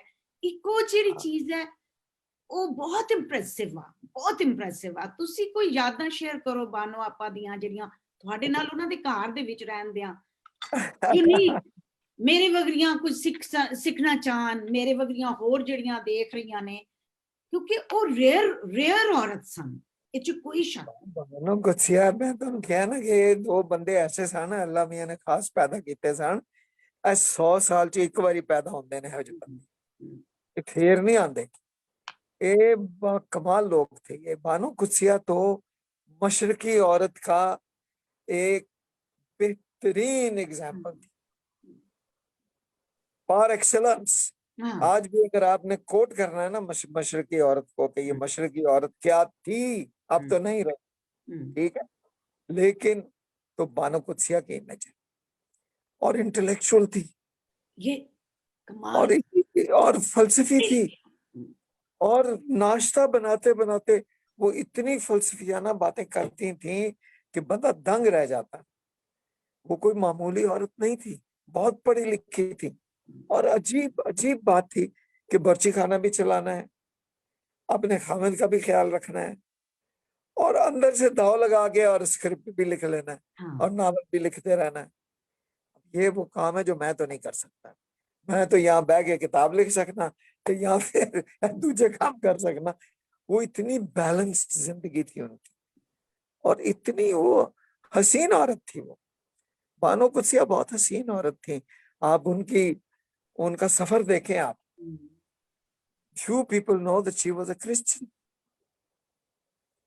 Very few people know that. She was a Christian and she became a Muslim for Ishfaq. और ਉਹ ਜਿਹੜਾ ਉਹਨਾਂ ਦਾ ਮੁਹੱਬਤ ਦਾ ਬੌਂਡੇਜ ਸੀ। ਮੈਂ ਤੇ ਇੱਕ ਹੋਰ ਚੀਜ਼ ਤੋਂ ਬਹੁਤ, ਤੁਸੀਂ ਦੇਖੋ ਅੱਜ ਦੇ ਦੌਰ ਦੇ ਵਿੱਚ ਉਹ ਦੋ ਪਪੂਲਰ ਲੋਕ, ਉਹ ਜਾਂ ਤੇ ਬੰਦਾ ਚਲਾ ਜਾਂਦਾ ਕਿਸੇ ਹੋਰ ਪਾਸੇ, ਮਤਲਬ ਤੁਹਾਨੂੰ ਪਤਾ ਹੀ ਹੈ ਖੂਬਸੂਰਤ ਇਨਸਾਨ, ਜਾਂ ਔਰਤ ਚਲੀ ਜਾਂਦੀ ਹੈ ਦੂਸਰੇ ਪਾਸੇ। और क्या खूबसूरत एक अंडरस्टैंडिंग, एक ऐसा प्यार वाला रिश्ता, कमाल है। सर अशफाक अहमद जो था वो इतना हसीन था जवानी में, खूबरू, और वो बात करने का इतना माहिर था, और गुफ्तगू करन चो इना कमाल रखता सी तो ओदे राह जांदी कुड़ी नूं फड़का लैंदा सी। ओदे पिछे ते बेतहाशा कुड़ियां सन, मरदियां सन, गुआंढण भी मर पैंदी सी, इधर दी भी ते इधर दी भी। तो मैं तो वेख्या ना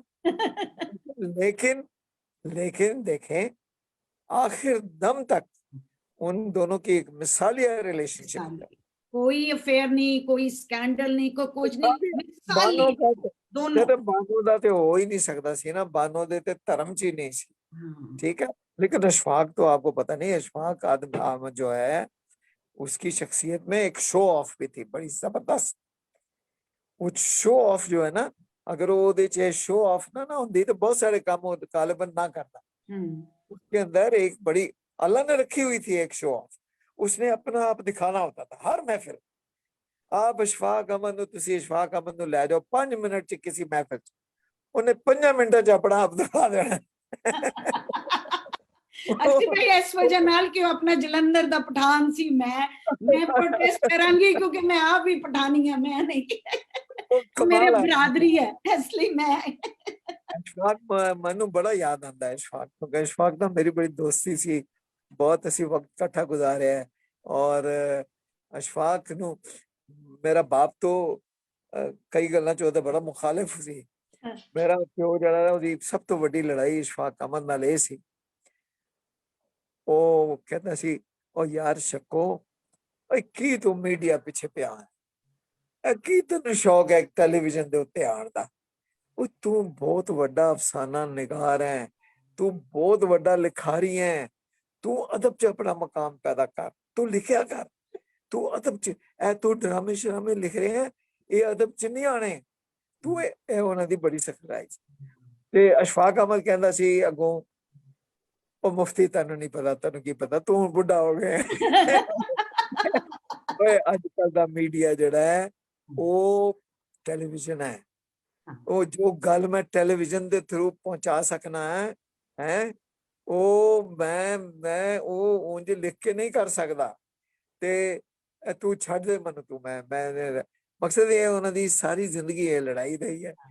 ਦੂਜੀ ਲੜਾਈ ਉਹਨਾਂ ਦੀ ਇਹ ਸੀ, ਬੜੀ ਦਿਲਚਸਪ ਲੜਾਈ ਸੀ, ਕਿਉਂਕਿ ਦੋਸਤੀ ਵੀ ਬਹੁਤ ਸੀ, ਪਿਆਰ ਵੀ ਬਹੁਤ ਜ਼ਿਆਦਾ, ਔਰ ਜਦੋਂ ਬੈਠਦੇ ਸਨ ਤੇ ਲੜਦੇ ਵੀ ਬਹੁਤ ਆਪਸ 'ਚ।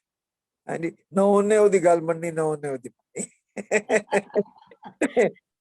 ਦੂਸਰੀ ਲੜਾਈ ਇਹ ਸੀ ਕਿ ਅਸ਼ਫਾਕ ਅਹਿਮਦ ਨੂੰ ਮੁਮਤਾਜ਼ ਮੁਫਤੀ ਕਹਿੰਦਾ ਸੀ ਕਿ ਮੈਂ ਸ਼ੱਕੋ ਉਹ ਤੂੰ ਨਹੀਂ ਪਛਾਣਿਆ ਸ਼ਾਬ ਨੂੰ, ਉਹ ਮੈਂ ਜਾਣਨਾ ਸ਼ਾਬ ਕੀ ਹੈ, ਉਹ ਤੇਰੇ ਕੋਲ ਅੱਖਾਂ ਹੀ ਨਹੀਂ ਹੈ ਵੇਖਣ ਉਹਨੂੰ। ਤੇ ਅਸ਼ਫਾਕ ਕਹਿੰਦਾ ਸੀ ਉਹ ਯਾਰ ਕੀ ਸਾਡਾ ਤੇ ਯਾਰ ਹੈ, ਕੱਲ ਇੱਥੇ ਬੈਠਾ ਮਾਂ ਦੀ ਦਾਲ ਖਾ ਰਿਹਾ ਸੀ, ਤੂੰ ਐਵੇਂ ਉਹਨੂੰ ਪਤਾ नहीं ਕੀ ਬਜ਼ੁਰਗ बनाया होया है। मतलब ये भी उनकी एक बड़ी वो थी। और प्यार का एक बॉन्डेज साहब भी इतने चालाक थे कि उसके सामने जाके बैठ जाते थे और मेरे को दोस्त बन जाते थे, और मेरे बाप को आके वो कोई ऐसा करिश्मा दिखाते थे कि मेरा बाप हैरत में 2-2 महीने हैरत में पड़ा रहता था कि वाह क्या खूबसूरत यादां शेयर कीतियां तुसी अच्छी भाई, कमाल। अच्छा तुसी ਇਹ ਮੈਨੂੰ ਦੱਸੋ, ਆਖਰੀ ਸਵਾਲ ਜੀ, ਅਕਸੀ ਮੁਫਤੀ ਅੱਜ ਜਿੱਥੇ ਖੜੇ ਨੇ, ਤੁਸੀਂ ਵੀ ਅੱਜ ਕੋਈ ਮਤਲਬ ਤੁਹਾਡੀ ਵੀ ਜਿਹੜਾ ਮੁਕਾਮ ਹੈ ਕੋਈ ਘੱਟ ਨਹੀਂ ਹੈ, ਜਿਹੜਾ ਅਸੀਂ ਅੱਜ ਗੁਫ਼ਤਗੂ ਕੀਤੀ ਹੈ ਇਹ ਕੋਈ ਆਮ ਗੁਫ਼ਤਗੂ ਨਹੀਂ, ਇਹ ਵੀ ਤੁਹਾਨੂੰ ਮੈਂ ਦੱਸਾਂ। ਤੁਸੀਂ ਅੱਜ ਮੈਂ ਔਰ ਜਿਹੜੀਆਂ ਯਾਦਾਂ ਕੀਤੀਆਂ ਸ਼ੇਅਰ, ਇੱਕ ਬੰਦਾ ਇੱਕ 40 ਸਾਲ ਦਾ ਜਿਹੜਾ ਚੀਜ਼ਾਂ ਲੈ ਕੇ ਚੱਲਦਾ, ਇਹ ਕੋਈ ਆਮ ਗੱਲ ਨਹੀਂ, ਆਮ ਆਦਮੀ ਕਰ ਹੀ ਨਹੀਂ ਸਕਦਾ ਇੰਨਾ, ਮਤਲਬ ਇੱਕ ਮੁਹੱਬਤ ਔਰ ਇੱਕ ਪੈਸ਼ਨ ਦੇ ਨਾਲ। ਕੀ ਪੈਗਾਮ ਦਵੋਗੇ ਅੱਜ ਦੀ ਯੂਥ ਨੂੰ ਉਹ ਸਾਰੇ ਤਜਰਬਿਆਂ ਤੋਂ ਬਾਅਦ, ਜਿਹੜੀ ਸਟੇਟ ਨਹੀਂ ਕਰ ਸਕੀ, ਕਿਉਂਕਿ ਤੁਹਾਡਾ ਲਫ਼ਜ਼ ਬਹੁਤ ਇੰਪੋਰਟੈਂਟ ਹੈ ਅੱਜ ਦੇ ਆਡੀਅנס ਲਈ। ਪਹਿਲੀ ਗੱਲ ਇਹ ਹੈ ਕਿ ਮੇਰੇ ਜੈਸੇ ਬੰਦੇ ਕੋਲ ਕੀ ਪੈਗਾਮ ਹੋ ਸਕਦਾ ਹੈ, ਮੈਂ ਤੇ ਖੁਦ ਸਿੱਖ ਰਿਹਾ ਹਾਂ ਜੀ, ਔਰ ਸਿੱਖਣ ਦੇ ਮਰਹਲੇ ਤੋਂ ਬਾਹਰ ਨਹੀਂ ਆਇਆ।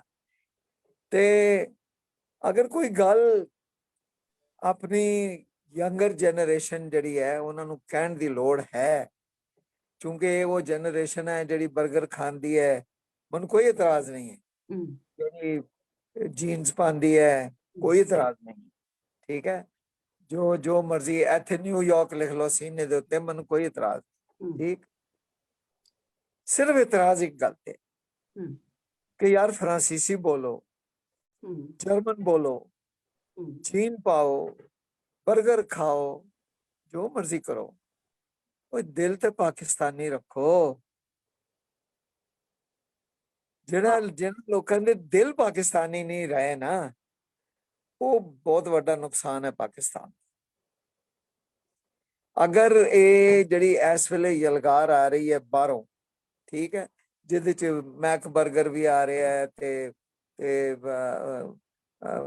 ਪਿੱਜ਼ਾ ਹਾਊਸ ਵੀ ਆ ਰਿਹਾ ਹੈ ਤੇ ਵੱਡੇ ਵੱਡੇ ਡਿਪਾਰਟਮੈਂਟਲ ਸਟੋਰ ਵੀ ਬਣ ਰਹੇ ਨੇ, ਐਡੇ ਵੱਡੇ ਵੱਡੇ। ਤੇ ਮੈਨੂੰ ਪਤਾ ਕਿ ਪਿੰਡ ਦੀਆਂ ਕੁੜੀਆਂ ਕਸਮ ਨਾਲ ਇਹ ਕੋਲ ਇੱਕ ਛੋਟਾ ਜਿਹਾ ਪਿੰਡ ਹੈ ਤਤਰਾਲ ਜਾਂ ਕੀ ਹੈ, ਉੱਥੋਂ ਦੀਆਂ ਪਲੀਆਂ ਹੋਈਆਂ ਕੁੜੀਆਂ ਜਿਹੜੀਆਂ ਨੇ ਉਹ ਆਮ ਪੰਸਾਰੀ ਦੀ ਦੁਕਾਨ ਤੇ ਜਾਂਦੀਆਂ ਸ਼ਰਮ ਖਾਂਦੀਆਂ ਨੇ, ਕਹਿੰਦੀਆਂ ਨਹੀਂ ਅਸੀਂ ਜਾਣਾ ਹੈ ਸੈਂਟੋਰਸ ਮਾਲ